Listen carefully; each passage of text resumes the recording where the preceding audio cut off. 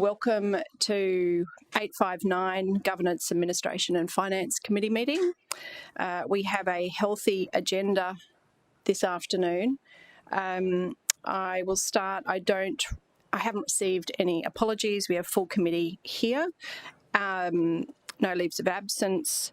Is there anyone who wishes to raise anything from the minutes? To adopt the minutes, move the minutes. Councillor Fowler, seconded Councillor Martin, all in favour? Great, thank you. No conflicts of interest declaration? No. I'll go to the start items. I wish to unstar 6.6. Are there any other items anyone wishes to unstar?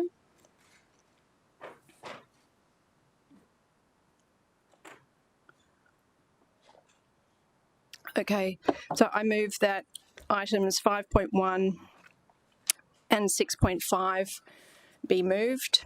Seconder, Councillor Wilkinson, all in favour? Great, thank you. Okay, so our first item is 6.1 regarding the Council Plan Progress Report. This is Q4 progress report for the council plan and the city operational plan. You'll see that the recommendation is that we're approving it with a couple of variations noted. Would anyone like to receive a summary from officers on this before we start? No. I might just go to my proposed change recommendation then. So you'll see that the purpose of this document is for us to measure how we're going in various regards. I've just got two amendments, and the most significant one is regarding the organisational overall satisfaction target. I thought that the recommended target was pretty lean and doesn't reflect what our intent is, doesn't reflect what the risk appetite is. It was more just kind of like an incremental move forward. Could you please just explain why we're having the change of the measure in the first place? Through you, Chair. This is not a change to the measure. It's setting the interim checkpoint and the target. Yeah, but the measure, hang on, which one is it? Measure, yeah, measure 625, is it? Right. Measure 625, yeah, sorry, about the organisational satisfaction target. So the proposed, we're sitting at 58, proposed that we go to 60. My understanding was that there was also a change in terms of whether we're measuring customer service or whether what we're actually measuring in that. Could you just make some comment on what is actually getting measured inside that target? Through you, Chair, I will do my best. Okay, cool. Previously, the city had used an NPS, Net Promoter Score, which some of you may be familiar with. Probably this time around 16 months ago, we moved to an OSAT. Our internal target for the OSAT was 55. We finished 24-25 at 58. It is a broader measure which captures a lot more data, both from our customers, internal, external, as opposed to an NPS, which is primarily about activities and events and prompting people on activities and events. It's a rolling measure that continues as opposed to that short, sharp. It is broadly accepted across organisations like ours. NPS is probably targeted more towards certainly from my experience in hospitality, leisure, events, activity, where you have an audience that you can survey in a short, sharp manner, whereas, as I said, OSAT is more broader. Okay, so there's kind of two elements to this. That got changed in what did you say, in the last 12 months? What we're actually measuring? In the last 16 months, Chair. In the last 16 months. But now what we're being asked is to make a variation on what our target should be for that. And through to the EGM, it does seem to be pretty lean to be targeting 60%. From all measures that I've seen, an organisation like ours, ideal would be 85 plus. And I can't see any reason when we've got a risk appetite category target for conservative approach on customer service. So councillors saying that's what we want to put first, that we wouldn't have as high a target for that as we would for satisfaction on arts and culture. Councillor Fowler? Thank you, Chair. And through you, just hearing the discussion, just a consideration at this late stage in the council plan when we do have a new one that will be undergoing development. I just would be interested to know through you to the city officers about the risk of moving the goalpost from a strategic lens. So I guess from an operational perspective, I'm guessing that you have some strategies in place to reach a 60% or a 58% if we do decide today to move that to a 75%. In the next sort of short time frame of this council plan, what impact could that potentially have operationally? Yeah, through you, Chair. I'd probably take it on notice because with NPS, it's a historical measure that we're all very familiar with, and we know something like a telco or a bank that, if it gets greater than 1, happy days. In other experiences, it might be somewhere between 55 and 60, and that's a good score. It's not great, but it's good.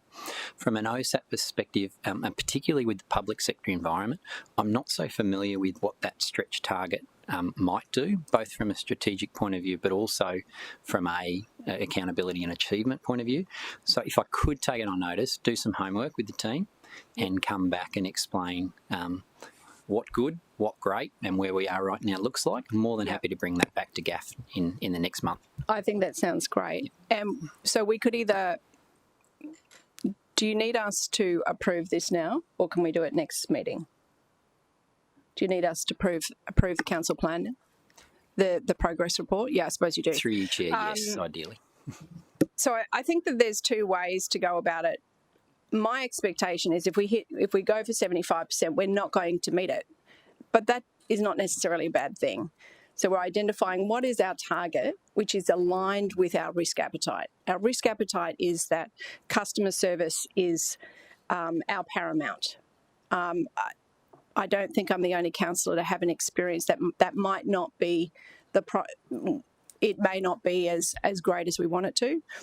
So if we put it in, say, target 75, and then we get a little bit more data in terms of what makes that viable. In the short reading that I've done, it looks like local government's high achieving is 85%, and 75% you should really be targeting.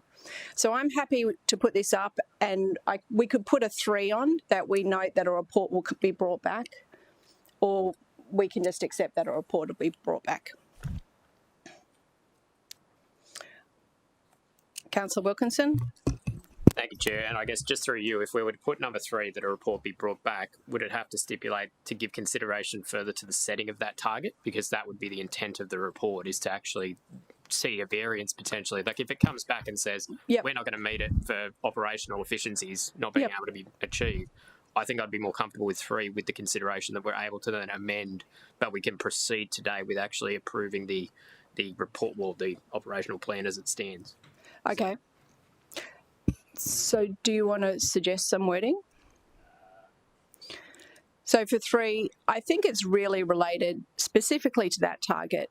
That's the one that I'm most concerned about. So a report be brought back on the OSAT target and what is comparative. Anyone got better thinking for words than me right now? No, for you. Perhaps we could do the comparative to other South East Queensland councils, if that information is readily available. I think it's also... I think did you have something to add? I was just going to say potentially OSAT target for 25-26 compared to other South East Queensland's pretty narrow, but Yeah, I think it is a bit narrow, and they're not actually our comparative organisations. Almost utility organisations are. So, you compare what our performance is to Sydney Water, for example. It's very, very different. And I would actually like in that is when we're looking at OSAT, explaining why did we choose OSAT? Why did we choose OSAT? Why didn't we choose CSBA, for example, benchmarking? Yep. Can we just park that one for a minute? Sorry, Councillor Curtis. Oh, thanks, Chair. I was just clarifying. So, are we seeking to retain the current amendments and then add this at the bottom, or are we getting rid of the current amendments? It's up to the committee. Okay. We could just keep the current amendments, take out the new targets, and wait till a report comes back. We like that? Yep. Okay, so let's do that. So 2, take out the changes in there, and that a report be brought back on the OSET target. What additional wording do you need on that? No, I think as long as we've got that we are required to bring back a report to council outlining both the transition of the OSAT and the justification as to that, Yeah. but more importantly, the target measures for the 25-26, appropriate target measures for 25-26 year. Okay, that sounds good. And, yeah, I think that's right. Councillor Wilkinson? I think that's fine. And just through you, Chair, I don't know whether we needed to add any wording about giving consideration to a variation in the target setting, because that would be the intent again. I don't know if we need to explicitly say that, but again, if we're getting this report brought back, what is the intent of the report? Is it to then potentially look to vary the... Yeah, it probably changes too as well. So a report be brought back outlining the transition of a target and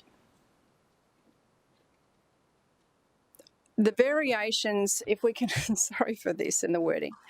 So there's 3 variations. So the 2 variations in the table, I think we're happy to accept on arts and culture and the last one on the numbers. But we want to put in that in the report, we're going to decide on that variation once we've received that report. So a report be brought back outlining the transition of the OSAT target and appropriate target measures for 2025-6.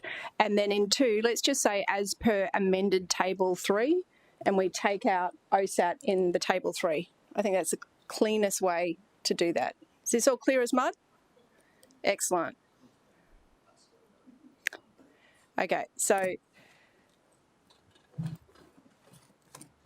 it's going to be a technical afternoon this afternoon, I think. So just going through this again, we've just received the council plan and city operational plan progress report. Inside of that, there were recommendations for some variations on our targets. On one of those, the one that probably relates most to our customers' experience of service, we want a bit more detail on why that target and before we start setting those measures, okay? So I'm moving that. Have I got a seconder? Councillor Martin, great. Anyone want to speak on that or have any further questions on it? Chair, just a comment. I just in that, I commend the approach in that essentially what we're after here is to lift the satisfaction rating, and I think that by this motion today supports that endeavour, and really looking forward to seeing from officers. Obviously, we want to set a benchmark that is, we want to stretch this area, but we want to make sure it's attainable. So really looking forward to seeing that report back on how we could get there, but making sure that it is achievable and attainable by the administration. So I welcome the change that you've put forward. Councillor Curtis. And sorry, Chair, I just wanted to see what the amended table 3 is, just for my clarity before we vote. Yep. So if you refer to, has anyone got the page number that's on? Page 6. Page 6. Okay. What was it, sorry? Page 6. 6 of what? No, it's not page 6. Of the agenda, what page number is it? 21? Cool.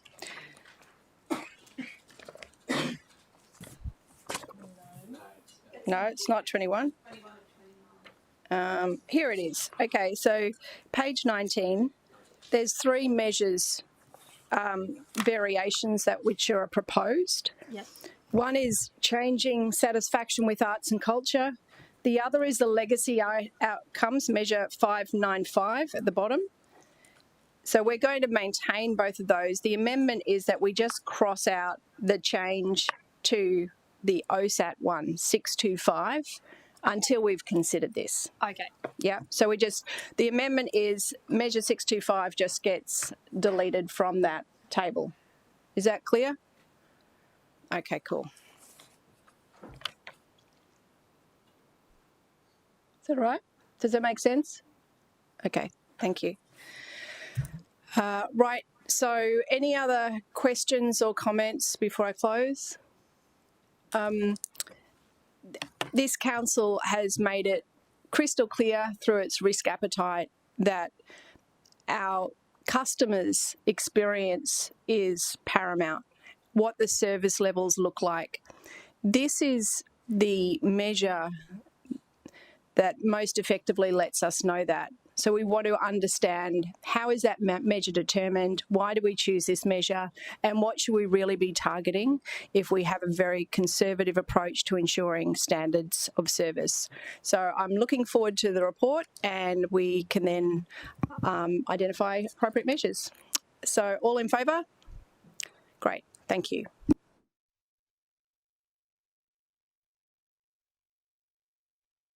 Right, so that was 6.1. 6.2, midterm review.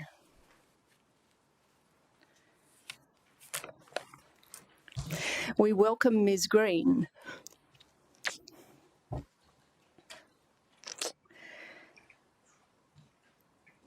So on this one, you would have a copy of my change recommendation for this one as well. Vanessa, Ms. Green, I think it would be really helpful is if you could give that that context information that you provided in terms of why the council plan's perhaps not the strategic document we want it to be, where we want to get to, how it compares to other governments. Thank you.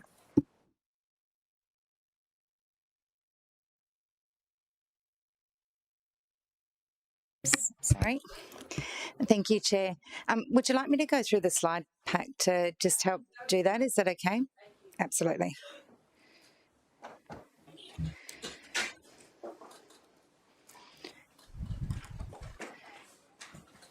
Oh, I forget that I have the button. Sorry. All right. So this report is coming up as a midterm review of Council's plan 2022 to 2027.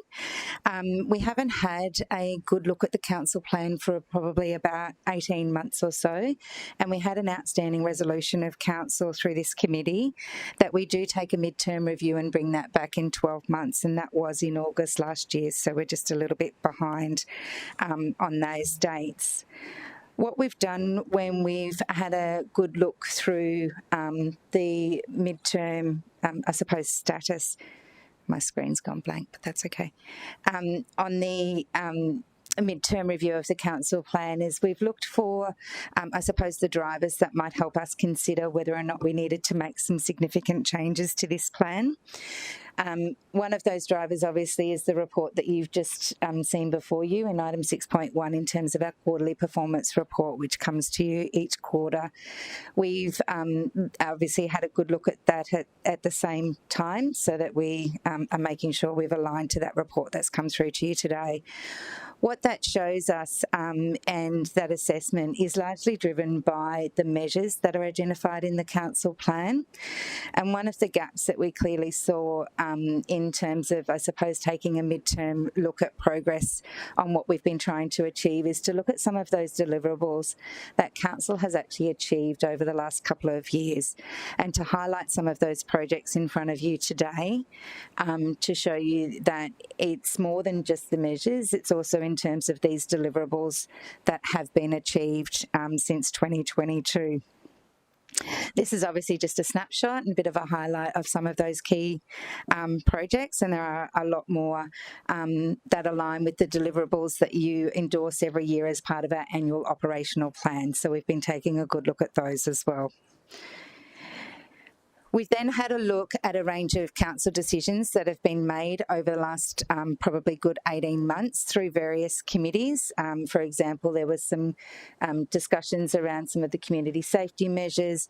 There's been a retirement of our economic development strategy with the establishment of InvestGC. There's been a range of revised strategies that have come before council, our zero waste plan, for example, and we've made sure that the proposed changes to the council plan as at now factor in those changes that have come through those other strategy documents. In addition to that, we've also taken into account... Sorry, do you mind taking a question? Councillor Wilkinson? Yeah. Thank you, Chair, and through to you, Ms Green. The number in the one city column, I noted that on page 55, it gave an explanation, I guess, for the other two columns that have got the changes noted. Just what was the reasoning behind the organisational structure versus satisfaction, versus the customer satisfaction that's changed on this that we're looking to adopt today? So at 100% align with the conversation that you've just had in terms of the quarterly performance report and the change in that measure? Yes. Yeah, I think that's one worth considering. And I'm really looking forward to seeing that report on that, given I think councillors would prefer not to veto customer satisfaction. I understand it's related to those targets, but that report will help us with that. Absolutely. Thank you, Chair. In addition, we've taken into account some of the other key projects that are being undertaken across the city at the moment, namely, and first and foremost, is the city plan work that's being undertaken and the significant engagement being undertaken with that city plan, and to consider the timing of when a major review of our council plan might actually occur. And it would be beneficial to take a more significant review of the council plan on the back of that engagement being finished and that city plan work being formed up, at least into some key themes and outcomes from that perspective. In addition to that, we have looked at, you might recall when we had our budget discussions, we presented the feedback from the community engagement undertaken with the budget survey. Through that process, we undertook a 10-year review of that feedback, and the key themes coming through the community engagement surveys on our budget do align with where our council plan currently sits at the moment. So it's for those reasons that we've taken a very light review, I suppose, of the council plan at this stage. Ideally, we would like to look at a more significant review come 26-27 or thereafter, aligning obviously with election cycles. And probably one of the key initiatives that we'd like to look at in the future is really highlighting some of those significant over-term projects that council's aiming to achieve through the life of the council plan through that 5-year period, and looking to bring forward some of those significant initiatives into this document. As a result, what's in front of you today is what's on screen with what I would call a light review of the council plan that's proposed to council for endorsement. That is in accordance with the Local Government Act. Even though we've adopted it in 2022, we can make changes throughout the life of the council plan as required. Questions?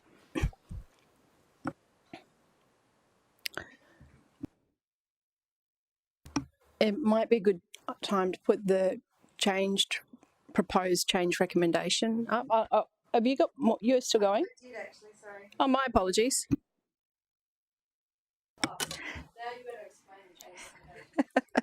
Sorry, through the chair. No, that was completely my fault. I thought I'd finished on the slides. Councillors, and particularly those councillors that were here in the last term of council, might recall that there was a couple of reports that came through in terms of our integrated planning framework and what we're aiming to achieve, more from a longer, medium and short-term perspective. Obviously, you'd be very across what we do on a short-term basis with our annual budget and our annual operational plan processes. And what we'd like to do, particularly, as I said, on the back of the city plan work, is look towards towards a longer term strategic plan for the city that does span more than the 5 years that we've currently got in our council plan. So that, I suppose, is a simplified view of what we'd be aiming to achieve. As part of working towards that, one thing that council may or may not be aware of is at the moment we've got about 55 strategies and plans right across the city in various departments right across the city. Looking to undertake a piece of work with council aiming to, I suppose, simplify and streamline and consolidate a little bit our strategic plan landscape from those 55 documents into a more strategic lens, and working with the committees over the next 6 to 12 months to actually start working through those documents. To assist in that process, we had some conversations with the committee chairs about what that process might look like. And as a result, we've given an example here of how we might align those strategic plans or strategies and plans that exist at the moment to the various council committees, and how we might aim to work with you over the next period of time to look at these key strategies, etc., to see whether they're still current or there's other things that we need to include. One of the next objectives would be to bring back to you before the end of year and have some principles for what that review might look like endorsed, so that we've got that opportunity to continue working with you into the new year. Thank you. Thank you. So with the change recommendation, the attachment referred to in C is what you just saw on the screen, because, and you've got a copy of it there, because traditionally all this work would be done in GAF, which doesn't make sense. So the idea is that each relevant committee will look at the strategic plan for that area, and then that would be fed back to a report that then comes to GAF. The other thing I liked was the suggestion that that full report, the full analysis of the council plan, be done just after after election, after budget. So starting in September, after an election, you got your new council, and then they revisit it so that that council plan becomes their own. Vanessa, do you mind just talking what we were talking about in terms of how this council plan, other governments would refer to this as the corporate plan, and the more strategic council plan, that we're trying to get to a more, usable document? Absolutely, thank you.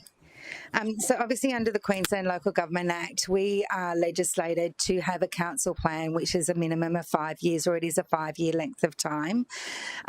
A long time ago, when the Local Government Act first came out in 2009, there was a requirement in our Local Government Act to have a minimum 10-year community plan, and it is very consistent with other states, particularly in New South Wales, Victoria and WA, where an integrated planning framework is legislated. In Victoria, they actually call it the Health and Wellbeing Plan, and it's about setting that longer-term strategic direction for the city and councils. So it's quite different from a land use plan, which talks about the design of the city, and this is very much about council's long-term response for the city. So ideally that's where we would like to get to, so that we're actually looking beyond those 5 years. Because a lot of our major projects, for example, do span 3-4 years in their life cycle, so we want to be able to look that longer-term perspective. Yep. So the way we're currently doing it, we're kind of boxed into that 5-year time frame, but we want to have a more of a long-term view. Any questions on this? Councillor Martin? Thanks, Chair. How far out did you start working on the previous plan? Is it a 2-year or earlier, or in the final year ahead? Through the Chair, I wasn't at the city when the 2022-27 plan was developed, but just speaking from experience in other cities, a project such as this would normally take around about 18 months with some significant community engagement. Could be accelerated to a shorter period of 12 months, but 18 months would give us a better opportunity to engage well. Thank you, Chair. I just had a question on the dates. I note that in C, in the original recommendation, the date is Q3 25-26. And then in D, we're saying November 2025. Is that right? It's meant to read that way, or is that meant to be? I think that's regarding. Oh, do you want to speak to that? Certainly. Through the chair, when we met with the committee chairs in relation to this report, so initially as officers we had anticipated Q3 to bring you back a position on the review of those strategies, but through that consultation it was identified the opportunity to particularly work with the committees and the approach of coming to you first and foremost to get some principles of that review approach signed off so that we could then still aiming to work alongside that Q3 deliverable. So I think just the last point, Vanessa, Councillor Martin and myself worked out what goes to what committee. I think it's pretty, has anyone got any concerns or thinks we've got that wrong? I think it's pretty straightforward. Diverse, thriving economy goes to economy. Anything out of line there? Happy with that?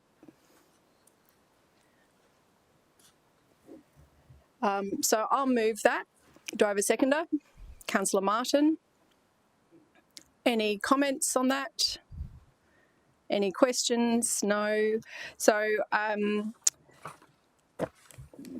the intent of these changes, of this recommendation and of these changes is we want a council plan that is real, that's valuable and that is strategic for the city. That isn't a short-term operational document, but really more expresses what we want for the city. These approaches will enable us to get on the way to achieving that. Anyone wish to speak for or against? All in favour? Great, thank you. Carried.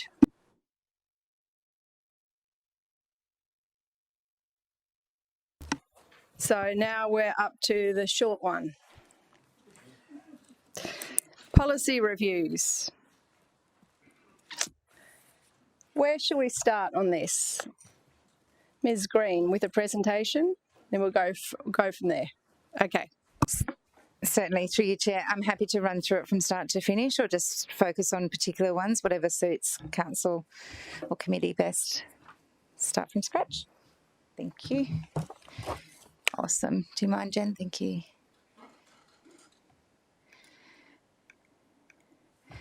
Beautiful. I think we'll ask questions after, with each policy rather than going through all the policies and then starting questions. So just feel free. Absolutely, thank you.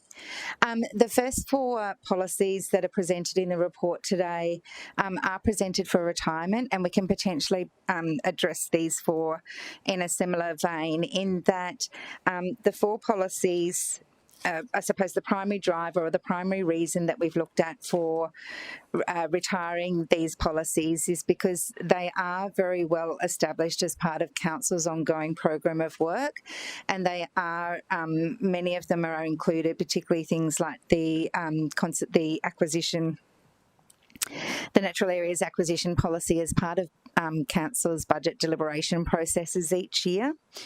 In addition to that, the environmental offsets policy is well established in legislation. There's actually an entire act that talks to the environmental offsets, particularly the external offsets that council must adhere to. So it's for these reasons and in consultation with the relevant officers in our EH&R department that there's a view that these policies can be recommended to committee and council for retirement.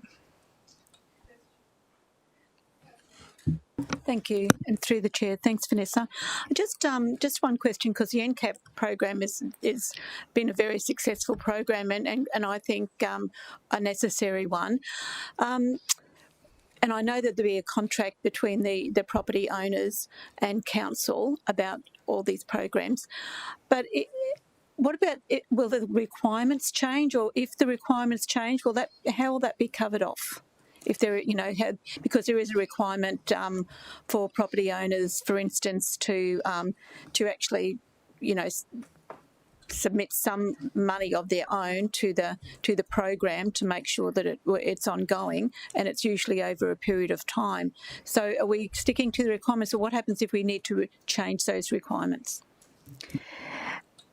If we need to change the principles of what that program is about, what the service is that we're actually providing, then those principles and changes should actually come back for council endorsement, because it's actually changing council's commitment to the program.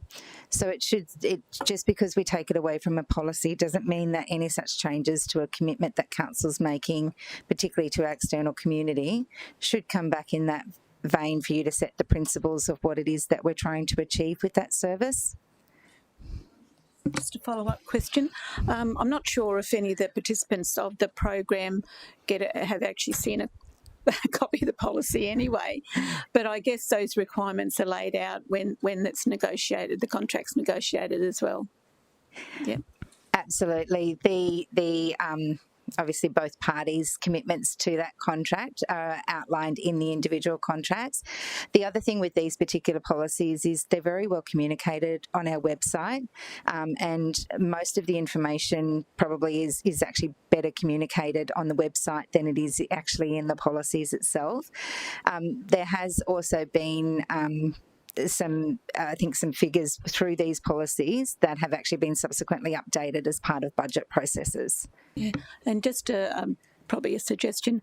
We used to be, councillors used to actually get some advertising material to put out on social media pages about the NCAP program. That doesn't seem to happen anymore, and it seems to be done very. I mean, I used to be on a panel that we chose, who would be offered the contracts, but that it's all changed. But is it an intention to advertise it, or we don't need to anymore for whatever reason?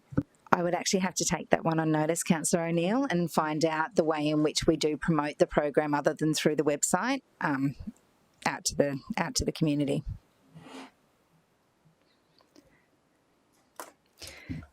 Sorry, you're waiting for me. All right. The next policy that we've proposed in this report for retirement is Council's discretionary funds policy. There are 3 policies that talk to funds available for councillors in this report, and we'll address the other 2 a little bit later on.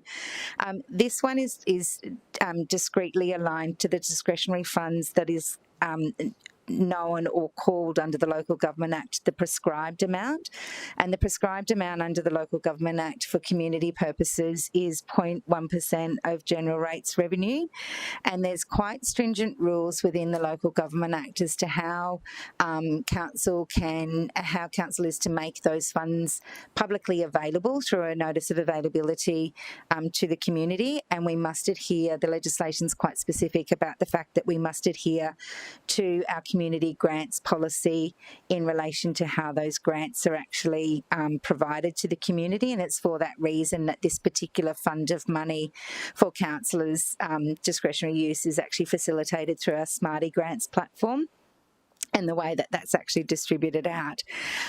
It's very much, I suppose this is one of those policies that over time the state government, through various reviews or various incidents that might have occurred with other local governments, have generated a quite blanket recommendation across local government to have policies on certain matters.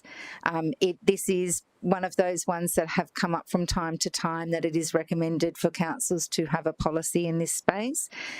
We have done an assessment of the content of our current policy, and it is literally almost a direct copy from legislation and not adding anything additional to what is outlined in each of those sections. And there is a table contained in the report from page 80 that shows you exactly where those relevant clauses in legislation are for each sentence in the current policy. We can still have policies even though things are in legislation. If that's the case, it would be encouraged for council to consider what additional rules it might want to put in place that's not already covered in legislation, so that it becomes specific to us as an entity. So that's that one. Any questions on that one? Councillor Wilkins. Thank you, Chair. And through you, just on that last comment that you made, given that you what you're recommending today is that we, resolve to retire this particular policy. As part of your deliberations before bringing it before us, was there anything that you thought was captured in the existing policy that perhaps could have had a continuation on that wasn't covered under the regulations or the Act? It sounds like it's very much, and I can see that it's very much a duplication, but where you just mentioned, like, there was anything we wanted to invest, I guess, in a policy that would guide it better, perhaps, was there anything from officers' recommendations on that, or you're sufficient that, obviously, with the information you presented, it's pretty much a duplication from the Act and the regulation? Certainly, through you, Chair. This is actually one policy that I can pretty well categorically confirm, in my view, it's 100% a duplicate of legislation. 100%.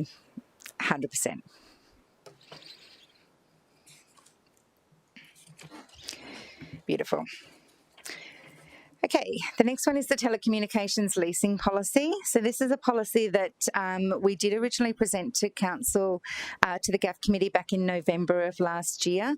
And you might recall that there was a bit of conversation around the specific list of park locations that were contained within this policy. And we were asked to go away and do a bit of research and bring this policy back. We were asked to bring it back a little bit in advance of today, but we have struggled to actually get clarity over the original reasoning for why that list of locations was included in the policy. What the research has shown us is that that list originated at about the same time we were kicking off the Green Heart project, and that may have been a trigger for Council at that point in time to call out specific parks and locations that might have been seen to be of a higher visual amenity to our community as opposed to some of the others. What we've noted in the policy is, I suppose, rules whereby Council may support or will not support various applications that come through from the telcos for the installation of these mobile phone towers, and that's dealt with through the development application process. So there's probably not a lot of say that we have other than through following it in that actual process itself. So given we've outlined the will, the may and the will not in the policy itself, we've actually recommended to remove the list to remove the risk that we've missed something and actually use those principles, I suppose, for whether or not we do support or don't support planning applications for the installation of these mobile phone towers. Councillor Fowler. Thank you, Chair, and through you, is there the removal of the consultation with the divisional councillor? Is that necessary, or can we just keep that in there in the policy? Ooh. So there is a clause in our delegations policy that does require matters where it's of particular interest in divisions for officers to consult with divisional councillors. So that is constantly there in our delegations policy and must be considered in all decisions that we exercise as officers.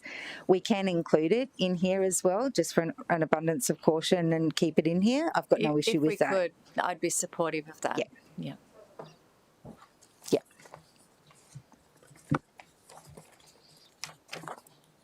Just note that. Divisional consultation, yeah. Beautiful. You'll probably have a bit of a list of things to change in the recommendation by the end. So we'll just add them all up, then we'll get there. Yeah, absolutely. Councillor Doran. Thank you, Chair. I just got a question. You mentioned a few moments ago, and it's on the screen, is you can't see why the parks that were specifically not supported for telecommunications were included, but what's the harm in continuing them in the next policy? I might answer and then... Sure. I think it was a special of your predecessor who wanted to protect the Green Heart.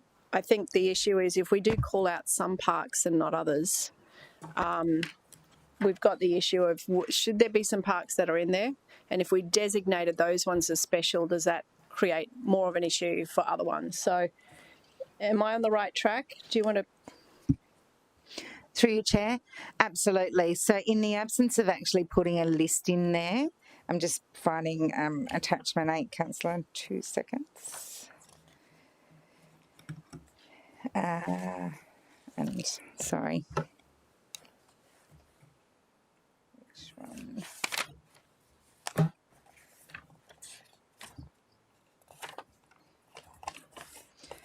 Got the wrong attachment, sorry. I suppose in the absence of actually including a direct list in there, we've recrafted it through clauses 4, 5 and 6 of the policy. So in clause 5, for example, we said that we will support in locations that are classified as utility reserves, etc., and the conditions around which we would support an application. Similarly, in clause 5, we've been quite explicit about the rules by which we wouldn't support, keeping, for example, making sure they're within or without outside the space of 20 metres of playgrounds and those sorts of things. So we've used that as more a principles-based approach than a discrete list. So even if it was driven by my predecessor, it was voted by a majority of council. So I hear what you're saying, but these parks it's not just Greenheart. All 4 shore parks, Broadwater, Tallebudgera Creek, Currumbin, Damien Leading Park, Gold Coast Regional Botanic Gardens, and so I'm still not sure. I'm not sure I've really heard a great reason why we can't keep them in there even though you do have the wording around in 4 and 5 of the new policy, it does explicitly, if we kept them in there, it does explicitly say that won't be considered, and given that under the delegation it doesn't come back to council, it seems to me to be a fairly sensible thing to leave in there unless there's a reason why we would accept a telecommunications tower at Currumbin Creek. I don't believe, through the Chair, I don't believe that there is. I mean, we're happy to accept a change recommendation that keeps them in. I suppose in the absence of actually finding that legitimate reason as to why it was put there in the first place and why certain parks were called out and not others. Obviously, and clearly by the list, visual amenity has been one of the key drivers of the listing of those parks. So, yeah, absolutely more than happy to keep them in if that's council's choosing. So I might just comment on that. So you're very welcome to propose that.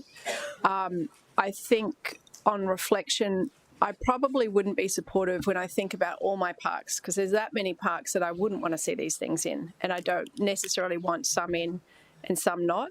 I think Councillor Fowler's change, ensuring that it's crystal and it's in the policy that councillors are consulted, would mean if we wanted to, we can bring that to council as a resolution if the local council is really at odds with the officer recommendation. But you're very welcome to put it up. Councillor Wilkinson. Thank you, Chair. And I recall as part of that previous conversation, I was actually a little bit not necessarily about keeping the listed names per se, but I had the concern in relation to should we have kept those as saying they're not supported, those ones that were listed in the previous policy? My concern was that if we got to a stage with, and I'll just use Greenheart, certainly not picking one out over another, but if it got to a stage where we're actually being hindered because of the lack of infrastructure in there with the amount of people and events and other things, my concern was that then we would actually potentially have a safety element on our hands as well. Where did that land as part of this consideration? I just haven't, maybe I've missed it, but I don't recall seeing anything come back on those kind of concerns that I raised in the last instance.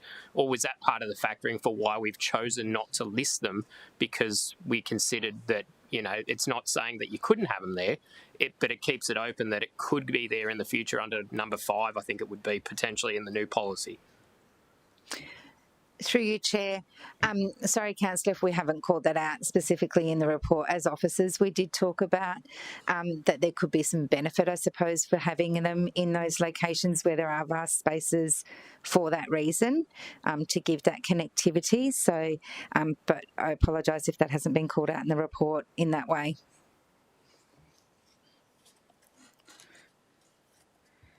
I'd like to do a policy where we don't have any mobile phone towers on the Gold Coast, but it's probably not viable. Who was next? Councillor Martin. Just picking up from Councillor Doran's point, and I agree there's some of the, I know we've called out in foreshore or other high-profile parkland, but I get the perhaps sensitivity around removing those. I just wonder whether officers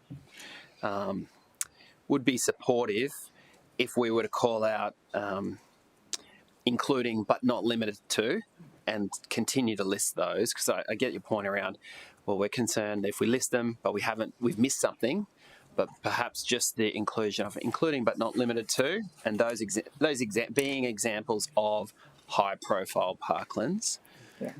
Maybe if we just, so you're on the committee, so you could propose that change recommendation. We could just get a sense of the room. You're okay with that as well? So I think there is support for that in the room. So if you want to put up that change recommendation when we get them all through. I am happy. I'm happy to put that motion, that Okay. change up, Chair. But Okay. I'd welcome discussion from other committee members. Yeah. I'm just trying to keep a bit of a tab. So when we get to the end, we've got a sense of what those change recommendations are going to look like, and then we'll put it up, and certainly there'll be discussion of them at that point. But it sounds like that will be one that's proposed. Yeah. Is there any other questions or comments at this point? No. Okay. Thank you. Fantastic. The next policy that's presented to you today is one, again, this we did initially present this to you back in March, but this was subject to a decision that we were waiting on from our Planning and Regulation Committee in relation to some changes with our infrastructure charges and development application fee donations, etc. That decision was made at the Planning and Reg Committee, I think last month or in July, and subsequently ratified by council. So we were just waiting for that trigger to happen before we brought this policy back to you. We've also subsequently made amendments to the policy on the back of that decision, which now factors in, it's not just about rate donations and discounts, but it's got a deferral element to it in relation to the new category of NFPs that's also been put into the policy in response to that Planning and Regulation Committee decision. So that's what we've picked up in relation to that one. Okay, moving on to the next one. If we don't have any questions on that. Any questions? No. Let's go. Awesome. So the next policies we've reviewed together, which is the council events and program policy and the local area works policy. And it's probably important to note that internally in the city and working with councillors over the last couple of years, there's been quite a number of changes to the processes around these two policies, and particularly around the allocation of funds to support these two policies. And really what these two policies do is talk to the expenditure of operational, the allocation of operational and capital funds in each of the councillors' divisions as part of the budget process. So what we've noted with some of those changes in the process is each budget process now, as part of a specific report, councillors put their submissions forward for their preferred projects. That's endorsed as part of the annual budget in one of the special, I think it's normally the last special budget committee meeting held before the special council meeting to adopt the budget. Any amendments or variations throughout the year in relation to those allocations are generally submitted through to officers and picked up as part of a quarterly report that comes back for council in terms of those divisional allocations, and then obviously acquitted at the end of the year in terms of what remaining budget there is generally reprovisioned forward in future budgets. And what we've done when we've looked at this policy is to, I suppose, make sure that it actually reflects the intent, which is about providing councillors with a budget to recommend and support projects within their divisions, and the way in which we actually allocate that in a transparent and accountable way through that budget process. So we have redesigned it. We've proposed a new name for this policy, and we're open to suggestions in relation relation to that does align with the budget line that we've got in the budget, which is literally called divisional allocations. And we have proposed a new policy to literally replace these two policies that exist. With the ancillary or the attachments to the existing policies, we've had discussions with officers internally around how, you know, those procedures, etc., will be retained. And what we've been able to identify is a lot of the procedures and the way in which this is put into place in practice with officers and consults across the various areas of the city that have a role to play in this one is through the way in which we actually document the application and the qualities of that application and the way in which that actually flows through the approval process in the city. For example, if it's capital, and the way it gets through to our Infrastructure Gold Coast Department for sign-off, or likewise if it's operational, how we actually implement those. So that's the feedback and input in relation to this proposal, and it's put to Council for consideration. Councillor Curtis. Thank you, and through you, Chair. Mine was looking for the history about the council events and programs. We spoke very briefly about it yesterday, but I didn't get a response back on. And I've anecdotally heard from previous councillors, so that was a policy that was superseded by a resolution of council that the reprovision of roadside dining fees would no longer be used for this sort of funding. Can I just have that ratified? Through the chair. Sorry, Councillor Curtis, I did send an email early this morning. I'm not sure if you received it or not, but just to confirm, you're exactly right. So my understanding is about 2 or so years ago, there was an active decision of council to change the roadside dining fees into a fee recovery fee, which means there's no more surplus funds that can be used for other council programs, etc. So the money that's now input into the divisional allocations is straight from revenue. So that occurred, my understanding, about 2 to 3 years ago to change, and the local, what was the name of that program, the local promotions program, thank you, no longer exists. So my understanding is that was a decision of council. Okay, just to clarify, it previously existed where it was reinvested in the location it was recouped from, but now it's just spread evenly across the divisions. Correct, because it's no longer using those dining fees, which are now just straight fee recovery. Whereas in the past, I believe they actually created some surplus budget that then was reallocated within the divisions. If you want to put up a new recommendation, you'll probably get support from me and Councillor Taylor. I'm not sure how many others.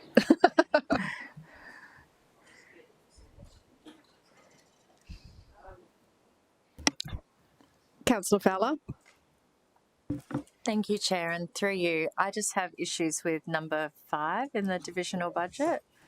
So from my perspective, I would like to see that unallocated funds can be reprovided. I support Councillor Fowler. So I have a change recommendation which many of you would have a print of, which goes to that point and addresses that point. And I just had one other point to make, is just I don't know how much we want to burden the Mayor and the CEO with, I understand the delegation with signing off all of our projects. Perhaps another consideration could be, I guess I'm asking advice through you to the city officers on just increasing the threshold for when we need to come back to council, and if that's another option that we could look at in terms of those projects that may come up through the year, and if there was any thoughts on that. I think it would be helpful to just fully explain that one, either you or Councillor Taylor. Councillor Taylor. You just got a promotion. Mr. Taylor. Certainly, through the chair, in relation to that clause, and that is clause 9. Clause 8 in the revised policy, that was specifically designed to relate to the expenditure of emergent funds. So, and that would be obviously something to initiate within 24, 48 hours, that type of scenario. Otherwise, the intent is that any type of variation or new project is continued to pick up to be picked up and endorsed by council through the quarterly process. So we can do a number of options, I suppose, in relation to that. Is one, we can just have a blanket, it's all done through the quarterly process. We could increase or change the threshold, make it percentage based, or we could just remove it or change it, and we're open to suggestions in relation to that. But the intent was for emergent situations only. On this one, I've got a change recommendation on this to change it to percentage, but I don't know whether that is sufficient to meet the intent of concerns. Councillor Fowler? Thank you, Chair. And through you, could I just get clarity? So the definition on an emergent project is when funding is required in 24 to 48 hours. Is that correct? Through the chair, we haven't actually included a definition in here of emergent, but it could be, there could be a range of factors, and we can have a look at including a definition if that's what's preferred. Or we could simply say that in those situations, if it's outside of the quarterly budget review process, it can be CEO delegation that signs it off, for example. So we're open to those suggestions. I'll listen to other councillors' thoughts. Councillor Doran? Thank you, Chair. I just had two quick questions. Whilst Mr. Taylor's there, I wanted to see if he could comment on what are any operational differences between as it currently works now versus what would be in effect if this new policy was adopted. Through the chair, so operationally there's not a lot that's changing in terms of delegations that previously existed versus the new financial delegations. And to Councillor Fowler's point, we have financial delegations in place now where myself have a delegation up to $250,000. The 10% or $100,000 was sort of that middle ground of what we considered to be appropriate for officers to be determining in consultation with the mayor outside of those quarterly review periods. In terms of operations, not a lot is changing. We're condensing two policies into one, removing a lot of the procedural matters. In terms of changes, obviously what was proposed was the non-rolling over between council terms, and the few things have been highlighted in Councillor Patterson's change recommendation, but operationally not a lot is changing. That's one last question, and it's probably a question to you, Chair, because I think you've got change recommendations, but I note that is it true that the local area works budget, notwithstanding a council resolution at budget time to change it, doesn't actually increase with CPI year on year? Through the chair, yeah. So it's a matter of a council decision at budget adoption, what that figure is. Historically, it hasn't increased with CPI, but council certainly could increase, decrease that figure as it determines through that natural budget cycle. So, Chair, I suppose whether there's, I'm not on the committee, but whether there's an appetite to build into the policy that given that everything is going up in costs, the cost of a park bench continues to rise, it seems reasonable to me that the local area works policy that is meant to fund local area works keeps pace at least. So maybe for consideration for the committee is whether there can be a local area works will grow at not less than CPI, so it still gives the council at budget time the opportunity to go up, but going down or staying still is a loss to the community. So I just flagged that for your consideration. I totally agree on the need for it. I'm not sure whether policy is the best place for it, because we will discuss that in budget, and anything we decide at budget would supersede a policy anyway.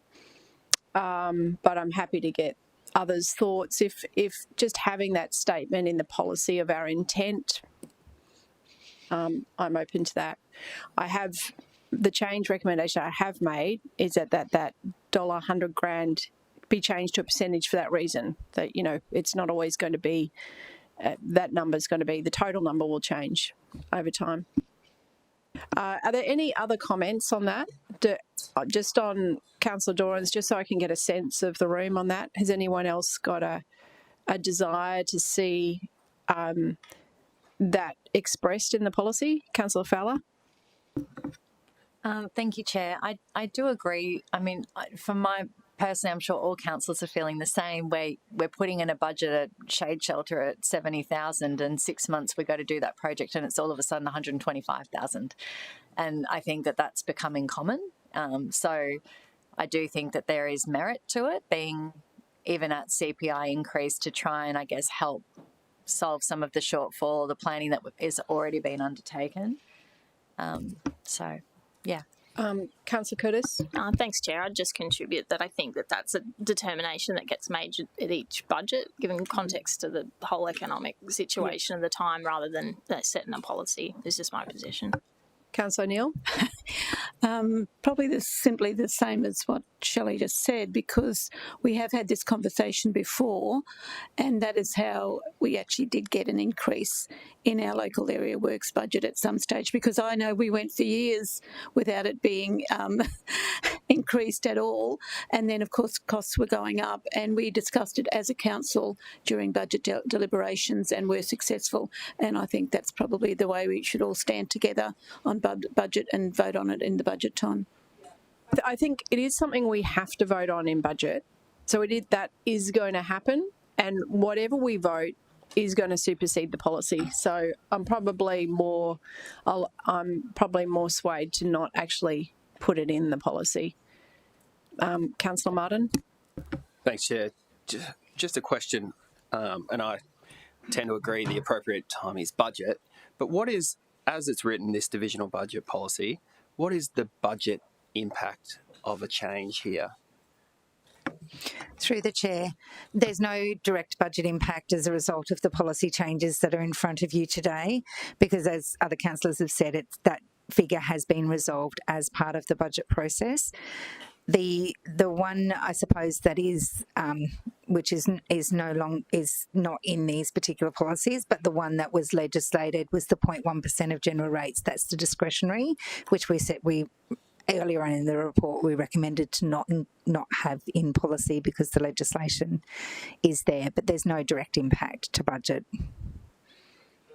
Could I just clarify? Sorry, I thought there was a mayoral allocation which is new, which is budget on top. Have I misconstrued that? And what page is that on? Someone got the page number for that? I think Matt's. Sorry, Chair, I'm happy to be corrected on that. So through the Chair, the policy does, there's a slight tweak in that there's an equal allocation for each councillor and the Mayor. Currently the Mayor has a $390,000 allocation and each councillor has a $975 circa allocation. What we don't talk about in the policy is dollars, so we talk about an equal allocation that's determined at budget time. So at budget time, council will resolve what that figure is, but it will be equal across all 14 councillors plus the Mayor. Where is that part? Can someone tell me the page number? I've just lost it. It's page 237 of the policy, and I think, thanks Matt for that clarity, I think I understood there was some sort of budget impact, and I think that's clarified it for me now, is essentially we'd be resolving through this policy to do an equal budget allocation. So I think the Mayor's allocation is slightly lower, and that would bring it in line with other councillors. So there would be a circa 600K impact. Okay. Any Councillor Curtis? Thank you, Chair. While we're still on general questions, because I think that there'll be some debate on this non-reprovisioning of funding across terms, and I'm very open and keen to hear from my colleagues about what they think the impacts of that are. But I'm equally interested in because I understand that we've had it, it's been removed, we've got it back. So I'd like the organisational's position on why you think it's important that that change be implemented, knowing that it's so significant and likely to sort of be met with some resistance from the council. Through the Chair, you're absolutely correct. So traditionally the organisation has allowed that reprovisioning across council terms. I suppose the theory in the background to why it was recommended in the policy to retain it within the council term is to give the opportunity for the councillors to influence what that money is spent on within their term, which is, I suppose meeting that expectation from the community that if we've got budget, we're actually spending it for a purpose.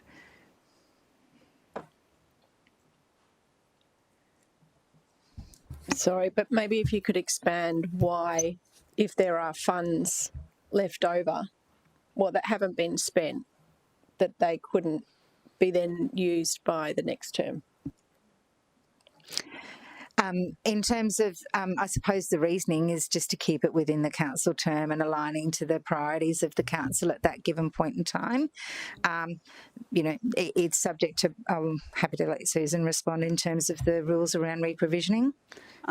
Through the chair, just a comment. Obviously, any reprovision affects our operating surplus ratio, so the size of the reprovision, the greater it is, the greater the impact on the operating surplus ratio. Just conscious that budget matters will have to go into closed. So, sorry, Chair, can I just... Sorry, you go. I guess just the follow up, because I can see risks on either side. I can see the drive to not want to see this hoarding, and we want to see investment from the people that paid the rates in the first place. But I think the other risk, and I'm interested in your insights on this, of a potential cash splash at the end of a term, because you need to offload it because it'll be lost otherwise, as opposed to it meaningfully being spent in the next term, and how we could protect against that. Yeah. I think if a councillor goes to an election and chooses not to spend their budget before that election, then I think we can consider and value that maybe they've got a good reason for that. And all these matters and anything that we put up, it does come to council ultimately. We have had councillors in the past who've had significant projects and they've wanted to kind of squirrel money away to allocate to that project. My understanding is that runs shivers down our CFO's spine, because they don't particularly want to do that. That doesn't look good on the ratio. But councillors are held to account by their community. If we're saying councillors aren't spending enough money on their community in their term, I think there's probably a good reason for it, and we should give that option to the councillor. Through the chair, if I could just add to that there is the annual and the quarterly review processes that help councillors keep track of everyone's balances as part of that process as well, like with each other through there. So if you've got any questions, I suppose, of your fellow councillors, that's the opportunity to be raising those questions as well. I do think that there is a potential unintended consequence of this as well, which is exactly what Councillor Curtis said.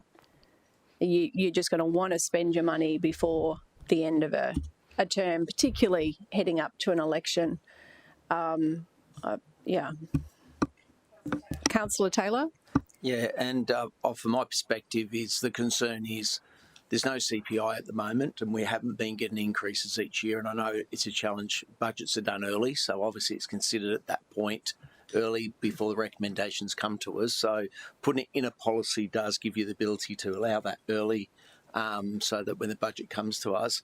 But it does, in my view, too, the cost of projects going up in many cases, it does allow a councillor to prioritise some projects that may not be a whole of city project, and it may need those additional funds to achieve a larger project. And I have seen it through other councillors have achieved some really good projects that have allowed to build those funds up for a local community outcome.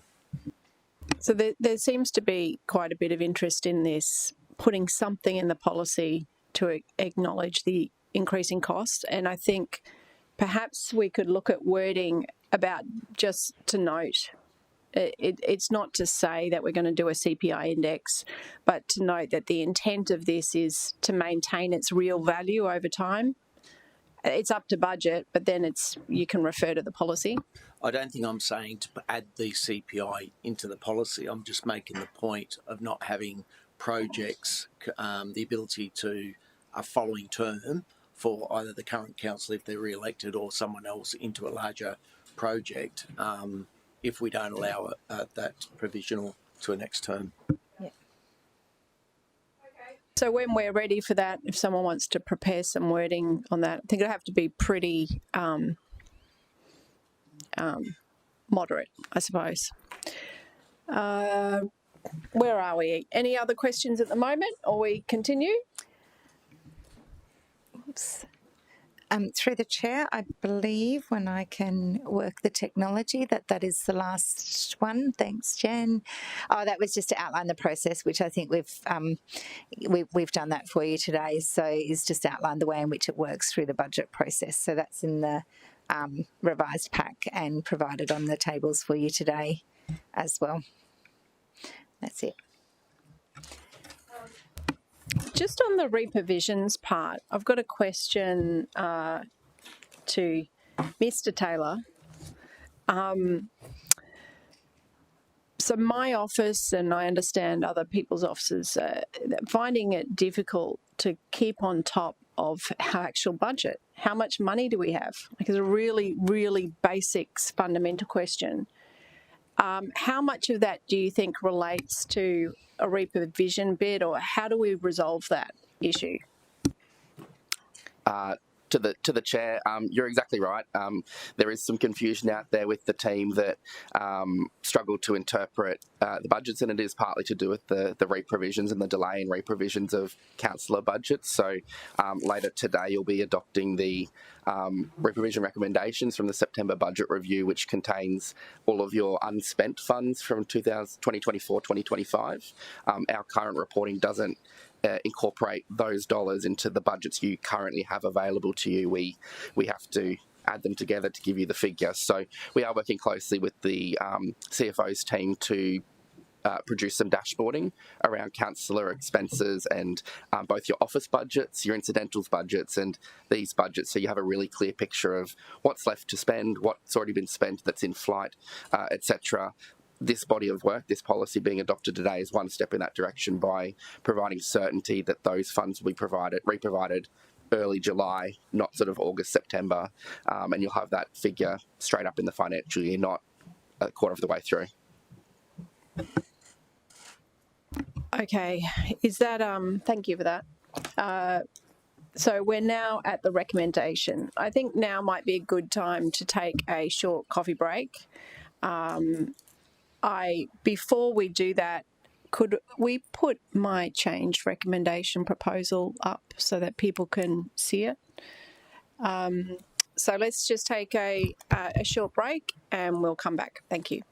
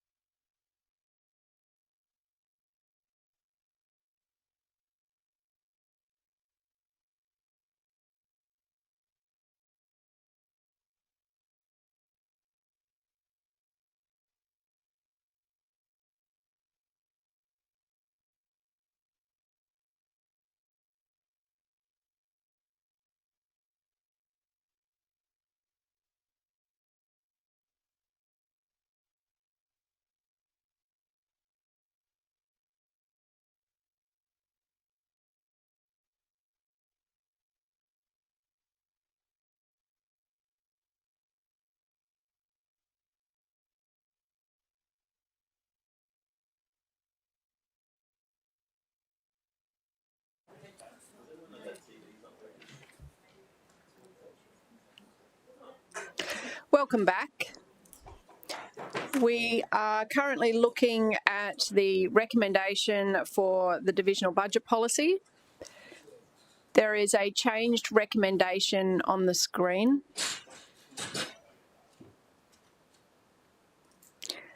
So we'll just talk through the change recommendations. Actually, I'll read through the whole thing. So where the council resolves that we retire the following policies: voluntary conservation agreement, natural areas acquisition, environmental offsets, investment governance, nature conservation assistance, discretionary funds, council events and programs, and local area works. We adopt, so you can see that the wording from the voluntary conservation agreement will be removed from the assistance policy to clean that up. A lot of these are because of a legislative double up, and that we don't need the policies anymore, even though the intent remains. 3, adopts the telecommunications leasing policy. There's been an additional change in that one. Where telecommunication facilities are supported, contrary to the decision, it must be resolved by council. A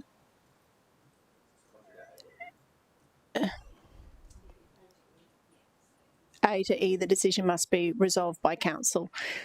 We wouldn't imagine that we would be getting too many of these, but my understanding is, Councillor Wilkinson, do you want to speak to this one? Thank you, Chair. Look, it's simply that in our former policy, there were explicit parks listed that were not to be supported, where under the new policy, they're under the banner of generally not supported. So it doesn't, to me, indefinitely say no. And so what this then does is simply allows it to come back to the council to make that final decision, rather than it being potentially approved under a delegation. Great. And I don't think it's too burdensome. We're not going to see many of those in a term. So for the granting of a lease, 5 adopts the infrastructure charges deferral and development application fee discount policy.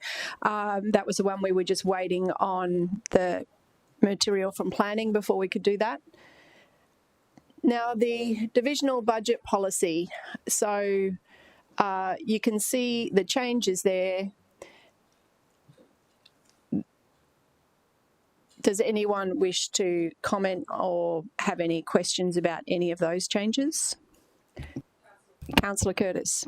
Thank you, Chair. Starting with the top line. So in the original, the proposed policy, there's the term but not limited to, and we've removed that and said this is limited to, and then added a point 3. So I feel like we're actually confining the scope as opposed to providing some flexibility. And I just wanted to understand why you're proposing the addition of 3 and the removal of not limited to.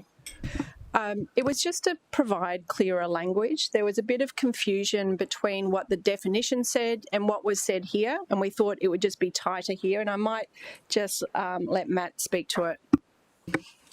Thanks, Councillor. Councillor Curtis, the statement there has just been refined a little bit to sort of redirect the approval process for project proposals that aren't listed through to council rather than through the delegated approval process. So any project proposals that don't fit the definition of capital works, for example, community programs, sponsorships or events, will come back through council. And we do from time to time have those obscure proposals that pop up, and they need to be considered, but that's not appropriate to be done under delegation. So we've sort of referred them back to council for a decision. And by having that other wording, it just, you kind of go, oh, well, is it limited or is it not limited? So this just kind of really makes it clean for us. B relates to unallocated divisional funds will be re-provided annually. Sorry, CFO. Councillor Curtis. Thank you. I wondered if the Chair, if the officers wouldn't mind explaining, because the examples that I've heard provided by my colleagues are, you know, I've got this future project, for example, and my understanding of that mentality and planning is that would be could be allocated funding, that you've decided that in the future when you've got enough funds you're going to deliver a footpath, that would fit allocated funding. And this is speaking about not redistributing unallocated funds, which are those that don't have a plan for them whatsoever, and the impact of perhaps a boundary realignment in 2028 and the impact of that if we were to not proceed with the suggested or the proposed change. I might speak to that first. So I think it's around the definition of allocated. So there may be things that you want to put it to, but you haven't got enough work yet from the officers for it to have a name, for it to have a budget, and for it to kind of meet the requirement of that's allocated. Even though you're thinking, okay, that's going to that project. Through the chair, that's correct, and it's a similar approach to the one that we take through the annual budget adoption process. So we don't require a great level of detail to allocate funds at budget adoption time for specific projects. What we require is sufficient information in terms of what the project will ultimately deliver and what the purpose of the funds will be used for. So, for example, that might be footpath on Olsen Avenue. That's sufficiently allocated that those funds can be used for the delivery of that type of project. It doesn't need to be how much concrete's being poured and the length and breadth of the actual project, but just sufficiently allocated so it's clear.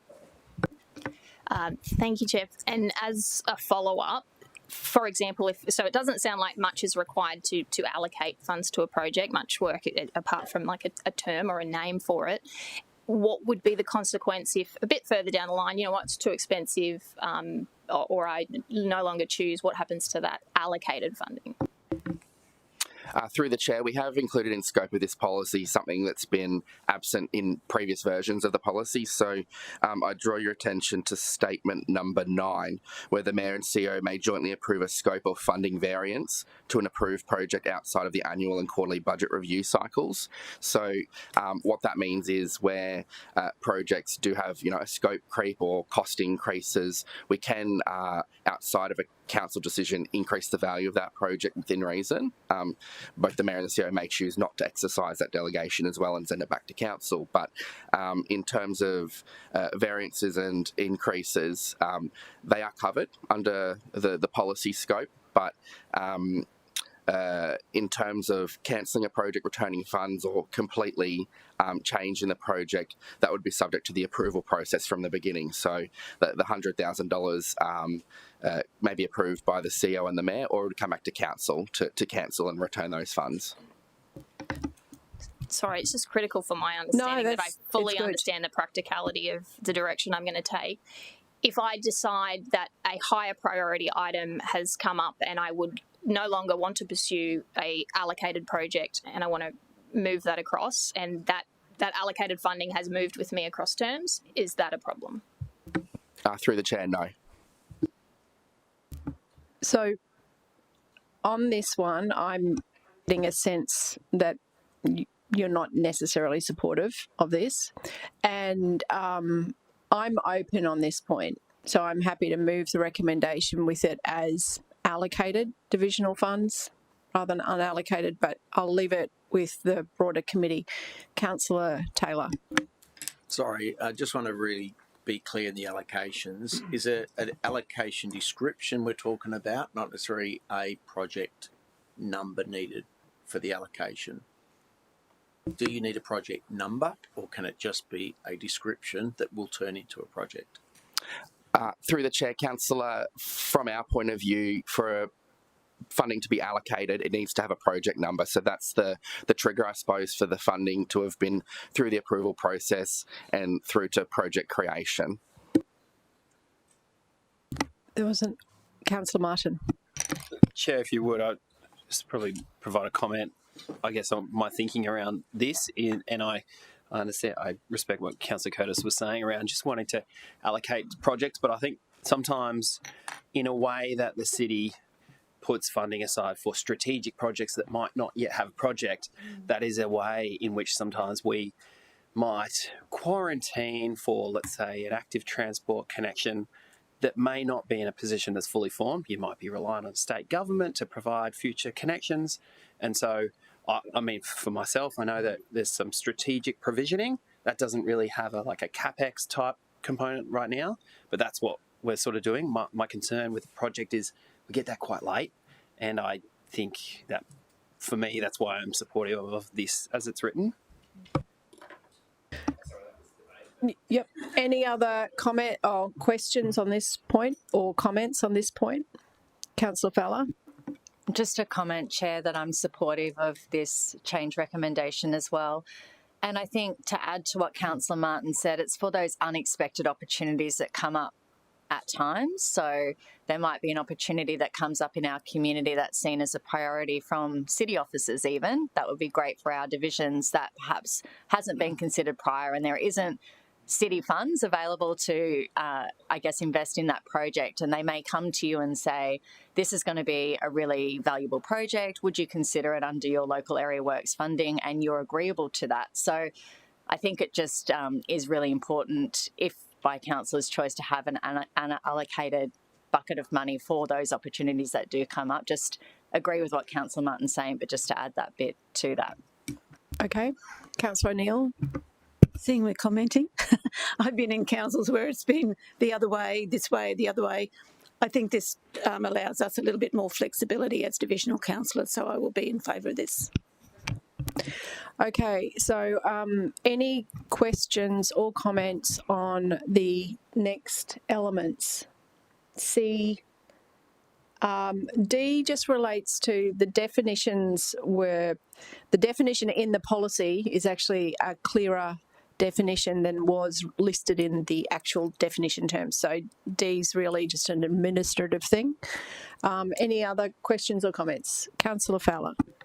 I was wondering, Chair, if it is a little bit overkill having the Mayor and CEO. Would it be the Mayor or CEO? Like, is there a reason we need both of their approvals? If we could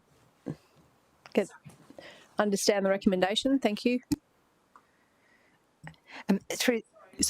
Why the recommendation is the Mayor and CEO? Through the Chair, I think it would be sufficient to retain that just as the CEO, given the extent of delegations that the CEO has, and this is a small proportion in comparison to that. We're looking at $90,000 to $100,000, so I think it would be sufficient. Is everybody okay with that change? Okay, great. So if you would just like to amend that, so the CEO may approve. Yeah. I'm just flagging that perhaps that 9 would need to also be amended if they are interrelated, which relates to variances. 9? Of the policy, yeah, point 9. And, with that in mind, I wonder, perhaps through to you, to Matt even, I think there was probably some strategic thinking around that, and I wonder if you permit him to sort of share that thinking around that change. Through the Chair, so my understanding is there's a number of delegations and decision-making points that do include the Mayor and the CEO. So I think the thinking of the policy team was to keep this decision-making consistent with other decisions that the Mayor and CEO jointly make. From my point of view, the considerations are both political and administrative, and it's why both were suggested to be the approval mechanisms to make sure they both had oversight of the decisions that were being made.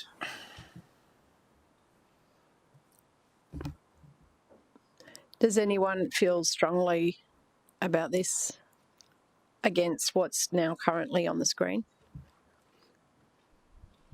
Well, I just, with that in mind, I wonder if it could be or instead of and, the Mayor or the CEO have that flexibility. But I tend to agree from an administrative burden for the amount.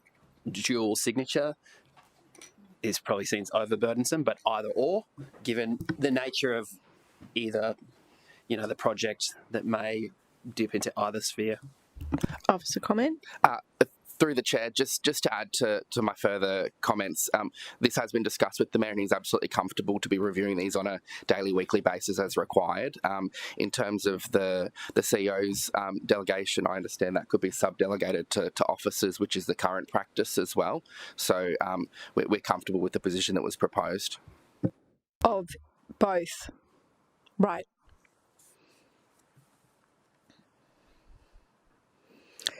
Okay, this is my motion, so I'm going to keep it as is, the CEO and the mayor, but if someone wants to make a change to it, they're welcome to.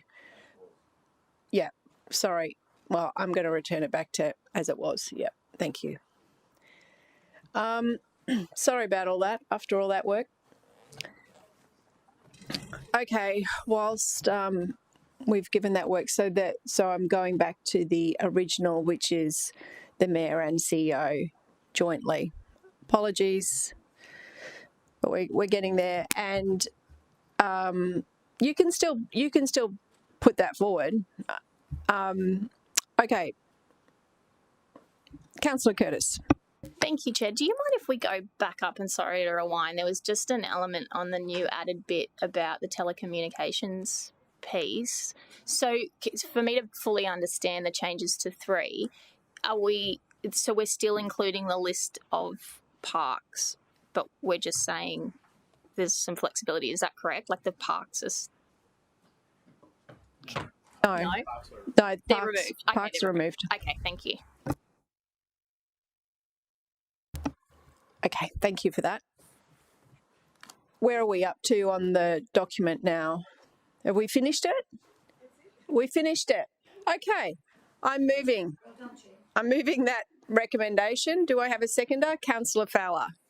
Great. I'm not going to speak to it right now. Are there anyone who wishes to speak for or against this document, this new policies?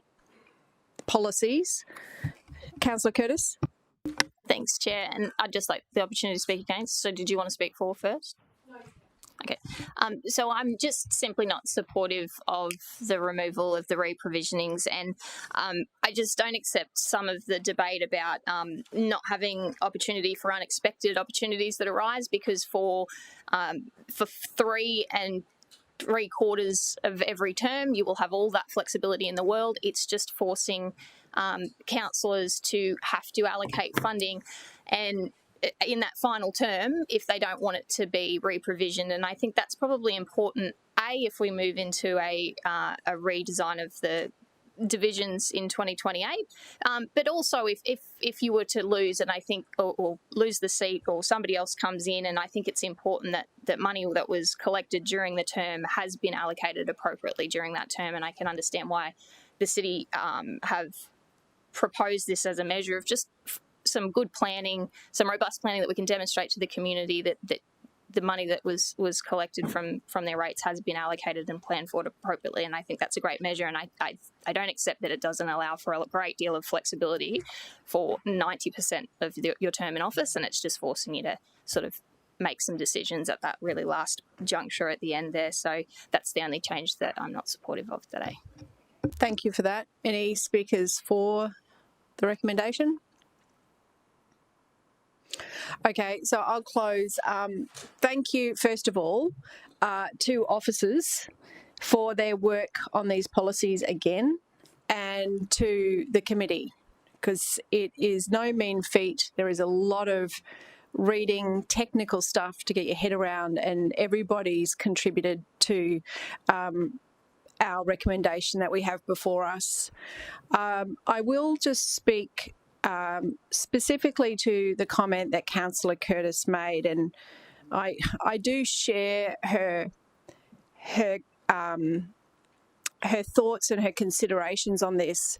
However, we have seen the reprovision across terms work for councillors in the past. Councillors are held to a high level of scrutiny by the public, and if we are not spending funds on, it's normally because we're spending too much, but if it's like we're not spending funds, we will be let known very quickly. The other issue that I have about this is with reprovisions in organisations, when you get to the end of a budget, people will can get into a habit of use it or lose it. It's like, I want to use that money. I'm going to lose it if I don't use it. And I think we could have unintended consequences of people just using that money just to make sure that they get to zero. It's like, okay, I've used or up all that money. So for those reasons, I'm happy to continue with this approach that has been there in the past for councillors, and to ensure that the budget that is provided to councillors to spend in their division continues regardless of whether a term has finished or not. With the other policy consolidations, the intent there is to streamline policy. It's not, policies are not a place for us to be making council decisions, such as with the good debate we had about should we put in a CPI there. That is a budget decision. Policies are really to kind of just give us a guideline or framework in terms of how do we do these things. So thank you for everybody with this, and on that I move this change recommendation. Seconder, Councillor Fowler. All in favour? Great. Thank you very much.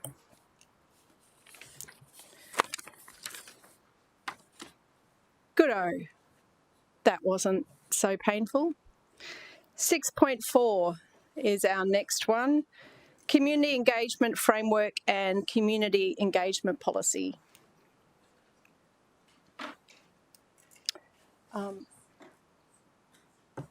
Do we have a presentation? Yeah.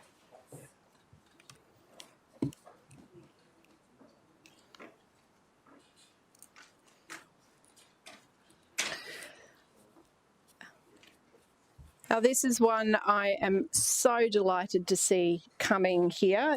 I've been asking for this for the last 5 years, and I'm delighted with the work that Carly Freeman's done on it. I understand a number of committee members have had briefings, but we look forward to the presentation now. Thank you. Thank you, Chair. Councillors, my purpose for today is simple, and that is to seek adoption of our new community engagement framework and retire the existing community engagement policy. This is about uplifting community satisfaction, setting a consistent citywide standard, and responding directly to what residents have told us.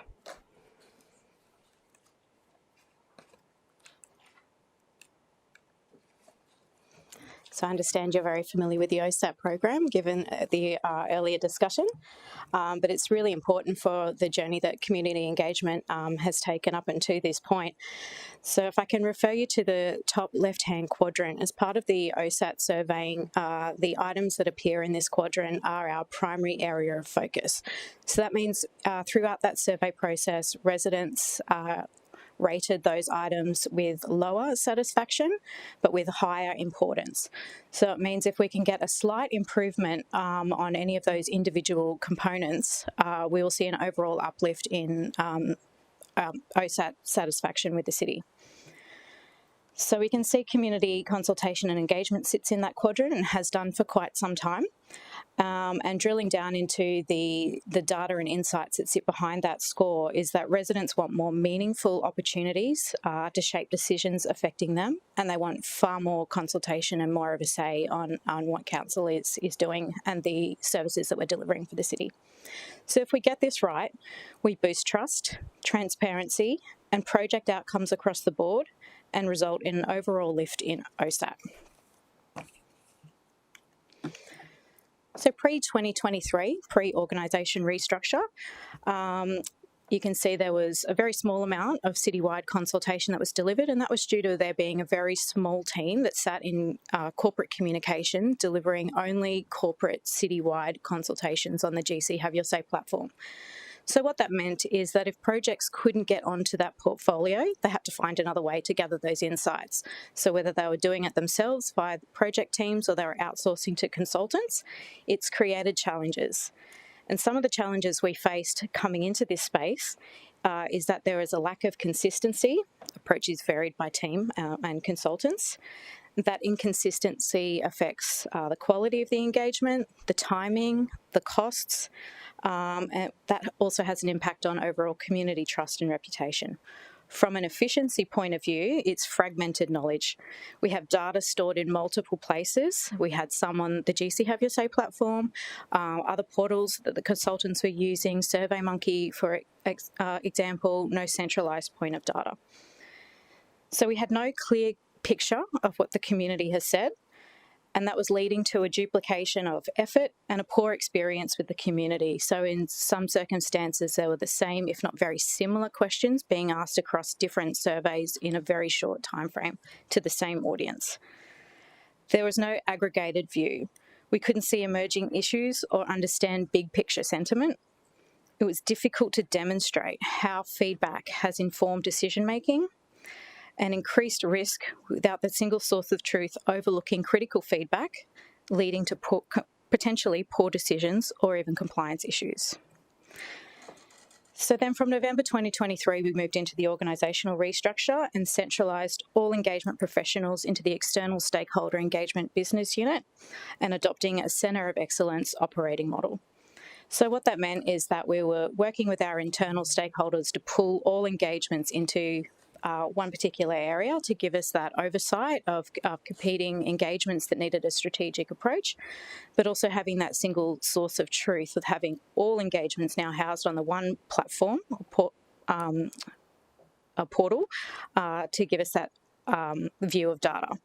So that's enabling driving of best practice, capability building, and transforming with innovation. So you can see when the team stood up in 2024, there was a 300% increase in consultations that calendar year by being able to see that data sitting in the one space. We're going to exceed that clearly in 2025. We'll hit 37 consultations by the end of this month and approximately 60 consultations for the city by year end. So it's a 100% increase, again, on the previous year. So that our community is telling us they want to have more say. We're absolutely delivering. This demonstrates the scalability and efficiency of our new centralised model, which allows us to respond to those community expectations in a structured and timely manner. We've created more opportunities for residents to have their say, shaping their city, and that's real progress in building transparency and trust. So while the framework was under development, we needed to look at things that we could quickly action that was quite visible to the community and making things easier for them. So on the screen here is a snapshot of how we're currently serving engagements on the GC Have Your Say platform. So historically, with that one little team that was only able to deliver one engagement at a time, that's the only consultation you would see sitting on that website. We now have everything on there, from targeted engagements to our big citywide consultations. So if you were to log on today, the first thing you would see is the Surfers Paradise revitalisation consultation that's relevant to the whole city. Moving down that page, you'll see where we're taking a more strategic approach with what we're calling hubs. So that's where we're packaging together multiple consultations that are relevant to a particular area or audience because they speak to each other, even though they're completely different projects delivered by completely different project teams. So, for example, the Shape Our Future of the Southern Coast hub. It has included Green Mountain engagements and the Snapper Rocks Rainbow Bay Master Plan engagements. So we're speaking to that same audience. Plan Our City is a really long engagement regarding the planning scheme. It has multiple complex consultations that need to be delivered over a long period of time. So housing it in the one place allows residents to be taken on the journey with us and be able to view what we've asked in the past, what those results were, educational information that they might need to review and be up to speed on before the next consultation comes out for their say, and how to get involved in other aspects as well, like community reference groups and industry reference groups. And we'll be taking that same approach with the nature-based tourism. Below that is where your targeted engagements also appear, and that's typically your park upgrades.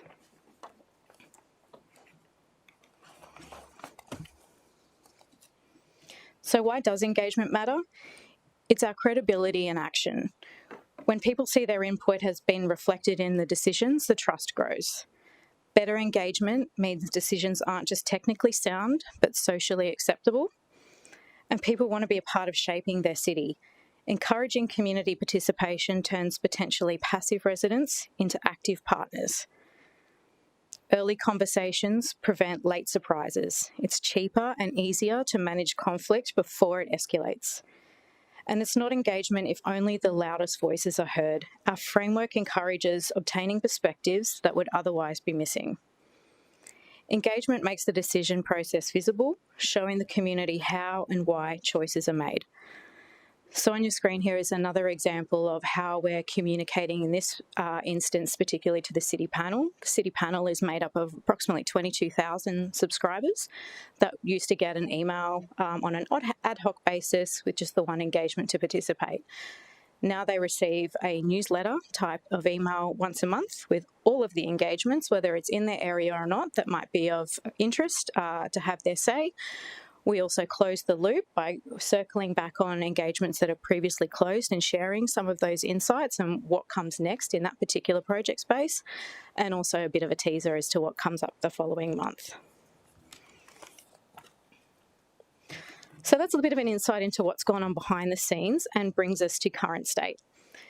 We were facing a perfect storm of challenges that makes a strong framework essential. Demand for engagement is growing, and with that, the community expects a consistent and transparent experience. On top of that, without those structured insights, our decision-making suffers, and when decisions aren't informed by the right breadth of voices, project risks increase. The good news is these challenges are exactly why the business unit was established and what the new framework is designed to address. These 5 objectives are the backbone of how we move from policy to action. Inclusive means everyone has a voice. We're not just consulting, we're making an appropriate space for diverse perspectives to shape decisions. We typically really struggle to hear from the younger audience. They're not on Facebook. They don't typically follow City of Gold Coast advertising. So we don't have representative sample typically in surveys. So we need to find a new way of engaging with them and meet them when they're at. And from talking to them through junior council events, they found great enthusiasm with Mentimeter. So we use a Mentimeter platform to gather their insights. A what? Sorry? What is it? Sorry? Mentimeter. Mentimeter. Little thing they do on their phone. It's like a voting mechanism. Also exploring possibilities in the gamification space to make engaging and giving feedback fun. Some of the feedback the youth gave us, and I totally agree with this, having raised teenagers, is that you entice them with food, and they will attend a focus group if you feed them. So that's definitely an approach that we'll have on our radar. I think that goes for all ages, but true. Yeah. Relevant means engagement connects directly with what matters to the community and not a tick box exercise. For an example, Councillor Fowler, you're doing a planning party this Saturday for Sickle Park engagement. So instead of the project team and the engagement team choosing a farmers market or some sort of pop-up in Hope Island, we've partnered with a councillor event where the community is being drawn into that event because they're already interested in what's going on in that park. We know they're going to be interested in what happens in the future, so it's a perfect opportunity to turn that into a consultation/celebration event. Meaningful, we're moving past tokenistic consultation. Meaningful engagement creates clear links between feedback and action. So an example of how that's being done really well is for various master plans across the city. We have our Snapper Rocks and Rainbow Bay master plan and also the Runaway Bay Sports Print master plan, and both of them have done really thorough engagement where they start with stakeholder engagement. Those insights from stakeholders inform a draft master plan. That master plan gets taken to community, get feedback. The project team take that away and understand what worked, what didn't hit the mark with educating the community, revising that, going back out for another round. So we heard you, we understand you want us to go in this direction. Here's the implications of doing so. Now tell us what you think. So it's about to go live as well. Sorry? possibly 3. Evolving ensures we're not static. We adapt our approach as expectations, technology, and needs change. So while we haven't quite gone down the path of introducing AI to engage with the community members, we are absolutely using AI behind the scenes to create efficiencies. We're really excited to very soon release a chatbot that our city data scientists have built for us. So that's where data from all previously closed engagements are uploaded into this AI. You can ask it a simple question about your particular division, and it'll give you the insights of what the community said, and then you can keep talking to it to break that down if you want to understand elements of demographics or how does that relate to a safety situation, and it will look at another consultation that's previously been done with those insights. We are also using AI to identify theming and community sentiment on those free text responses that used to be done manually or outsourced at a cost to a consultant. We now do that internally. We're also trialling what's called a listening tool on social media, so we can get real-time community sentiment on chatter that's happening in public-facing social media platforms. And being responsive is about closing the loop. We're needing to show the community how they make a difference and building trust every step of the way. So an example is, yes, we're including that closing the loop little key message on the city panel newsletter, but we're also taking those data-driven insights to continue to drive a narrative through communications or campaigns, or keep that story going from when a consultation closes to when a CapEx project might kick off, because there can be considerable delay, and by the time a project comes around, community's forgotten if they had an opportunity to have a say and what we said. So these objectives shift us from traditional engagement to something that truly reflects the community and drives better decisions. Our community engagement framework aligns with the International Association of Public Participation, or IAP2, for less of a mouthful. It's an international and credible approach to engagement that ensures we are clear about how and why we engage at every stage of a project. Engagement isn't a one-size-fits-all. It's tailored to 2 key considerations: decision purpose, what decisions need input, and what level of influence can the community realistically have, and community impact and involvement, how much the decision affects people and how deeply they should be involved. So as a city, we've typically delivered engagements in that far left-hand side. We're either informing and sending out information, or we're consulting through a 2-way conversation, a survey, a focus group, or a workshop. We're starting to edge more to the right now. So involve is an example would be our community reference groups that are being stood up for major strategic priority projects. We currently have community reference groups stood up for the ARC project, for the city planning projects, the LGMS, and we're about to release an EOI to stand up a CRG for nature-based tourism. We're also moving into the collaborate space, or dipping a toe into the collaborate space, with the co-design of the education centre in the ARC, where the community will be involved in how that facility is designed and how it's best utilised for the community. So by explicitly defining the purpose and level of engagement up front, we ensure transparency and clarity in intent. This also ensures everyone, internal teams and community members alike, understand the expected outcomes and the role of their input.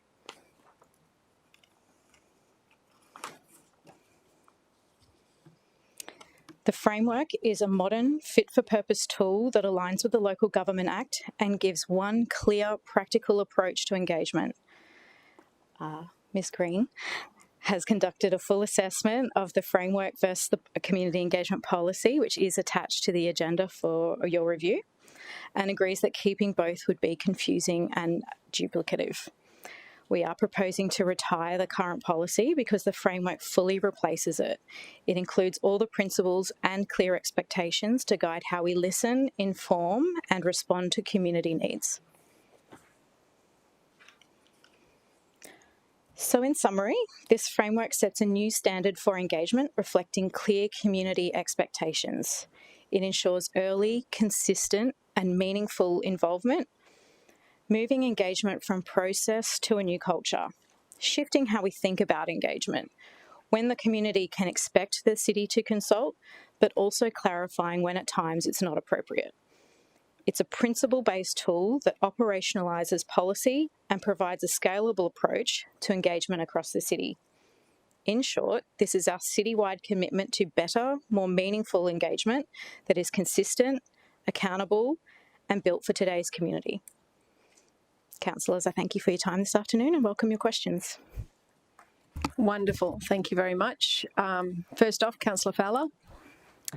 Thank you. And through you, Chair, I'm very excited by this. Obviously, it is my background, but I'm really happy to see IAP2 being brought in. I guess my question is, how are we going to educate a 6,000 plus workforce of when we inform versus when we consult versus when we collaborate? And I guess, is there in the framework, is it really clear in terms of that metric of when we are informing and here's how we inform and this is how we do it, here's the tools and tactics versus actually we're going to consult and here's the tools and tactics and the reasons that we're going to consult? Because I think in my short time here, that seems to be the biggest discrepancy and the biggest issue in our consultation. Through the chair, excellent question. So what I've provided you today is the external version that the community needs to see and understand about how the city does engagement. There is an internal version, very similar, but more detailed and names specific team names and officer positions and what they're responsible for and what they deliver for the city, and guides those teams to come into that centre of excellence model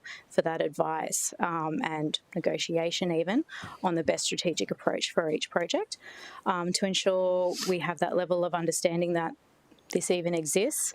We're developing a roadmap to deliver this throughout the city, beginning with our typical internal project teams and stakeholders that we work with quite often, and rolling it out from there.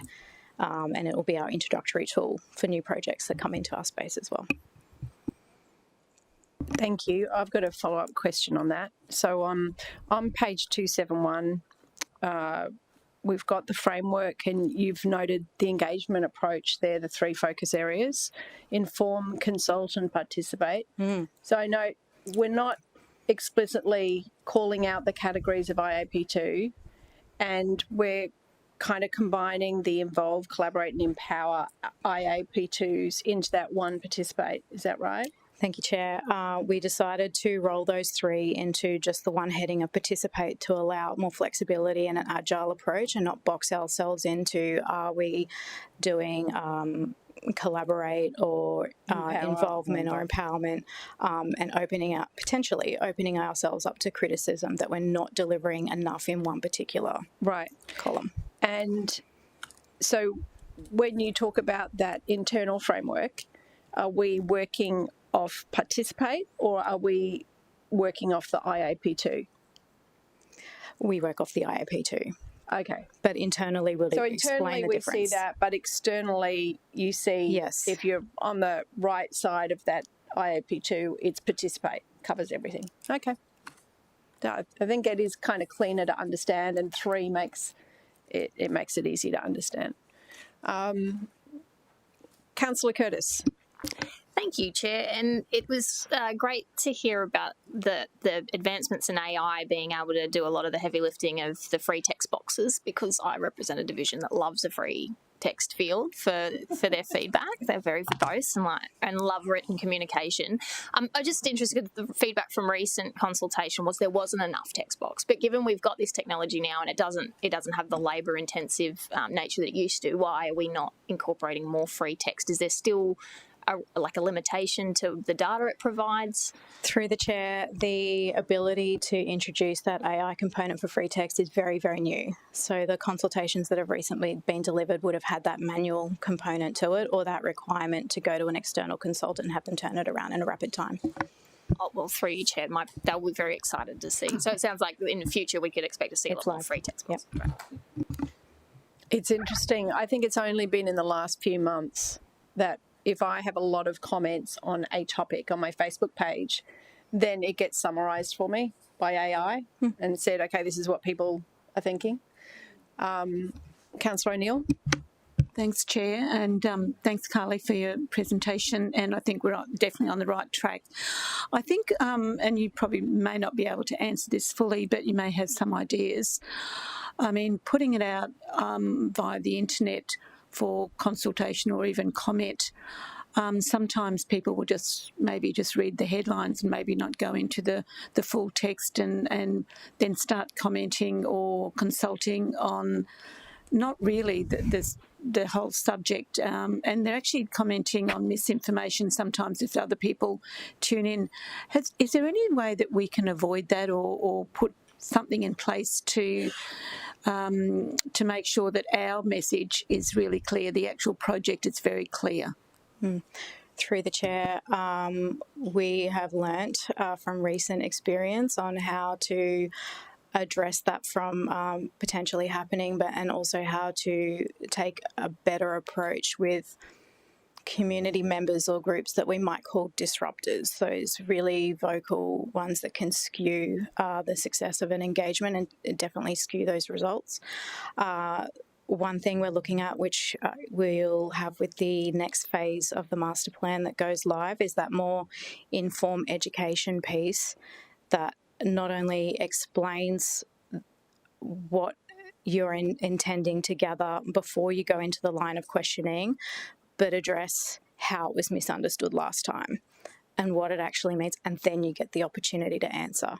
In terms of liaising with those community members that could disrupt an engagement, we look at that as being a positive approach if it's handled very delicately, and looking at them as their own targeted segment, to be able to hear their voices and give them a say to have their feedback formally registered through the portal, but bring it offline. And whether you choose to do that through one-on-one meetings, their own focus group or a workshop, have that contained, make sure that their concerns are addressed appropriately and balance those insights with the wider community. Any other questions? I'd like to move this. This is something that I have personally been pushing since I first got here, and when Paul Callender arrived, he also acknowledged that this was an area that we could really do some work in. I just want to acknowledge you for the work, because it's real, and this is a real change, and it's excellent work, and it really does provide us a framework. It provides a framework for the community. It does mean that we can expect to have representative samples. We've got a guideline of how we're going to know, is this representative, is this not representative, when we're looking at feedback that comes back to us. So thank you again for your work. I move it. Seconder, Councillor Fowler. Does anyone else wish to speak to it? No? Okay, all in favour. Great.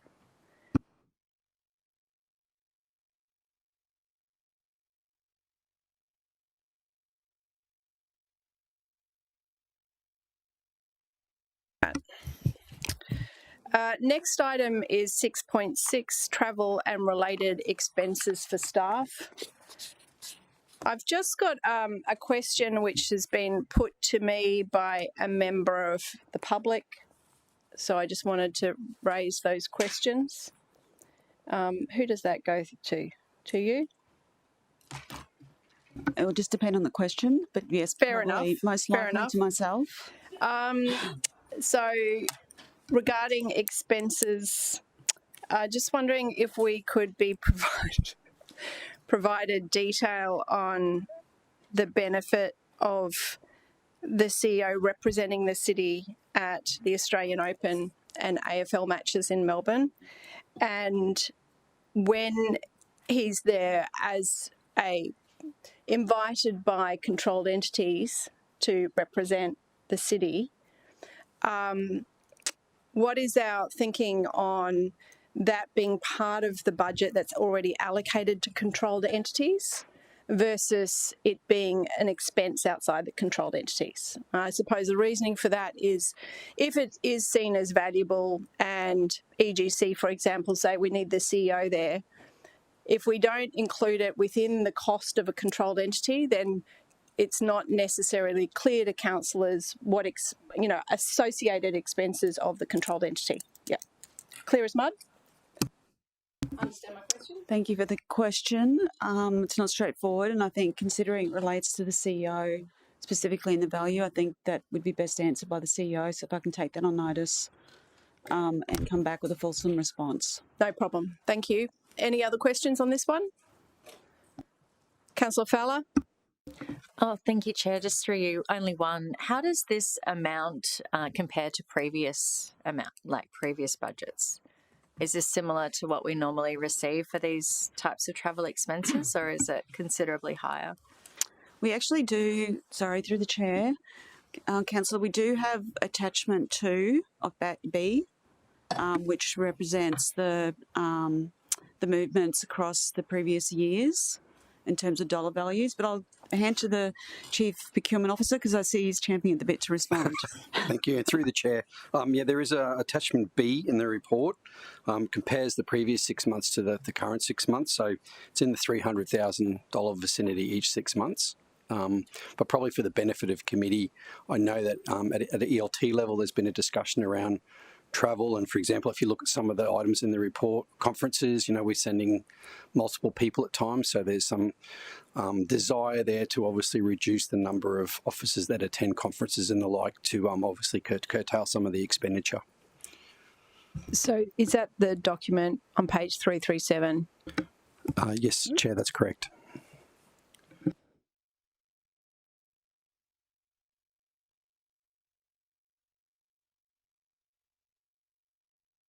So sorry, I don't see the comparison in that document from one year to another. Sorry, Chair, that compares the 1st of January to the 30th of June and 1st of January, 30th of June on the 2 years, yeah. Yep. Okay. Sorry, thank you. Any follow-up questions? Are you okay on that one? Any other questions?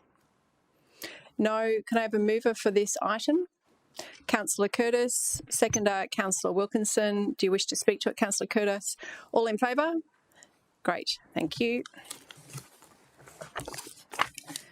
So for our next 2 items, we will be moving into close. Pursuant to section 254J, part 3 of local government regulation, due to it being related to the local government budget. So I move that we go into closed. Seconder Councillor Wilkinson, all in favour? Thank you.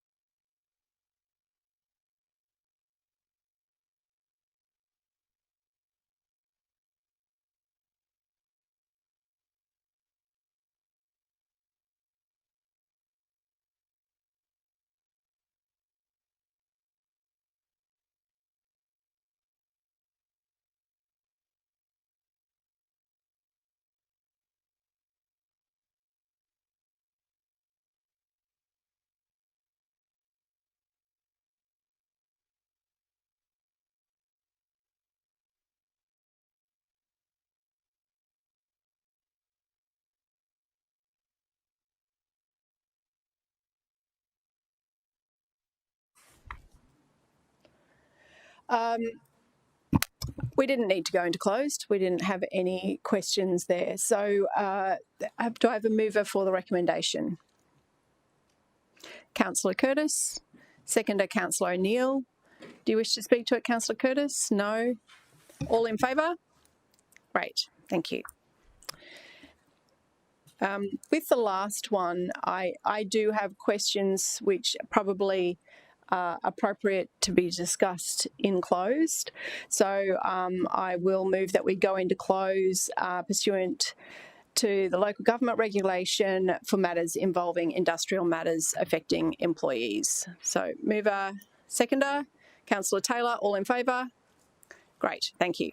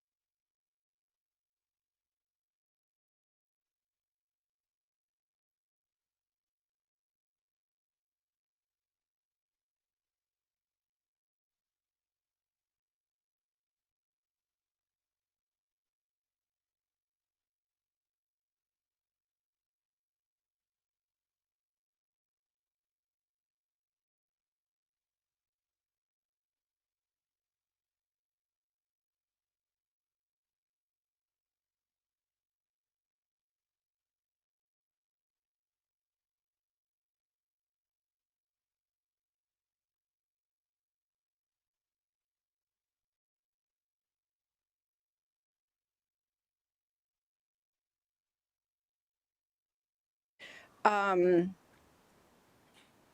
move that item. Have I got a seconder? Seconder, Councillor Fowler. All in favour? Great, thank you. Now, I know everybody wants to just go home, but based on the work, and particularly around the divisional budget policy and the work on our, I have a general business item which I would like to present to you. This is really just looking at how our officers are serviced and function. It hasn't been addressed or a benchmarking done for quite a while. I see the wording's been added there against state and federal. It'd be against local, state and federal, local government, state and federal. So we can just get a sense comparison of what does Brisbane do, what's Redlands do, what does a similar state body do. My office is feeling the pressure. I am aware others are as well. So it's just that a report assess this and give us some advice on what our officers should look like. Do I have a seconder? Councillor Wilkinson. Anyone have any questions? Councillor Curtis. I'd just be interested in some of the outcomes that you're seeking from the report, just for the clarity of the committee. Yeah, so I think it would be quite useful to see what similar people in our position, how those kind of officers operate with similar levels of requirements placed on them. It's I think it's probably something that you would do if we were within the organisation, but we're not, so it's kind of a standalone. We recently had a GBI item from the Deputy Mayor trying to handle being Chair of Planning, Deputy Mayor, and it was quite weird how we were trying to, manage that staffing issue. I think this would kind of look at it as a whole and give us some advice on what are ways to go about it. So I'm looking forward to that. Councillor O'Neill. Thanks, Chair. I'm happy to have a look at what comes back, but I think we just have to be mindful of the office space that we have presently for all the divisional officers, and I can only speak for myself. I probably couldn't fit another staff member in my office. Yeah. And I'm sure that my office is probably larger than some of the others. So right. I think that's, that Same. Whether you want to maybe sort of look at that as well as a whole, but I'm anxious to see what other people do, but that's a consideration, a budget consideration as well. So I suppose there's also consideration of support for officers which might not be a physical person in the office, but was there something that you wanted to add so that is considered as well? I think that we just have to be just consideration be given to how much space a divisional officer would need if there was an increase in staffing levels. Okay. Yep. So I think that possibly doesn't need to be in the GBI, but you can. Okay. Councillor Curtis. Thank you, Chair. And I don't need it reworded, but I did want to just share my views, and I really encourage this work being done, but I'm less interested in the office's comparison to other levels of government and more what they offer internally in comparison. So I've heard some statistics about the volume of complaints that are dealt with by councillor officers in comparison to, say, the customer service, and I'm certainly more interested in how it compares to other areas, because then there could be a reprovision of service rather than this additional budgetary requirement. Okay, well, we can either change 2 or we just take 2 out and we just leave a lot more flexibility for the report writer understanding those points. What are your thoughts on, in terms of fulfilling on that intent, what do you think would be best in terms of the general business item? Through you, Chair, I think I'm out of my league on this one. Okay. Okay. Refer to council. Yeah, no problem. I don't mind its inclusion because I think it's an important part politically if we were to advocate for further services, but I think my first step would be making sure that we're adequately resourced in comparison to the workload that our officers manage in comparison to other customer service parts of the organisation. I know we're really close to the end, but let's take a 2-minute natural break and you can work on wording and Councillor O'Neill, and we'll come back. Thank you.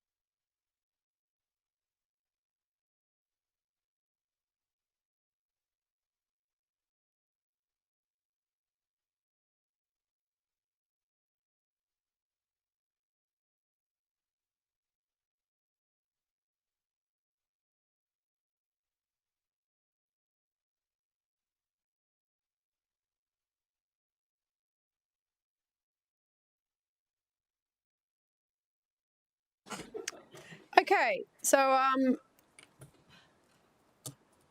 we've just simplified the general business item. A future report be brought back regarding defining councillor support service offering and options for sustainable delivery. I'm moving, Councillor Wilkinson seconding. Anyone wish to speak for or against? No? All in favour? Great. Woohoo! Do I have any other general business items? If you could just stick around for 2 minutes, that's it, after this, just to discuss our future approach on policies so we can manage the workload over the next few months. Okay, thanks.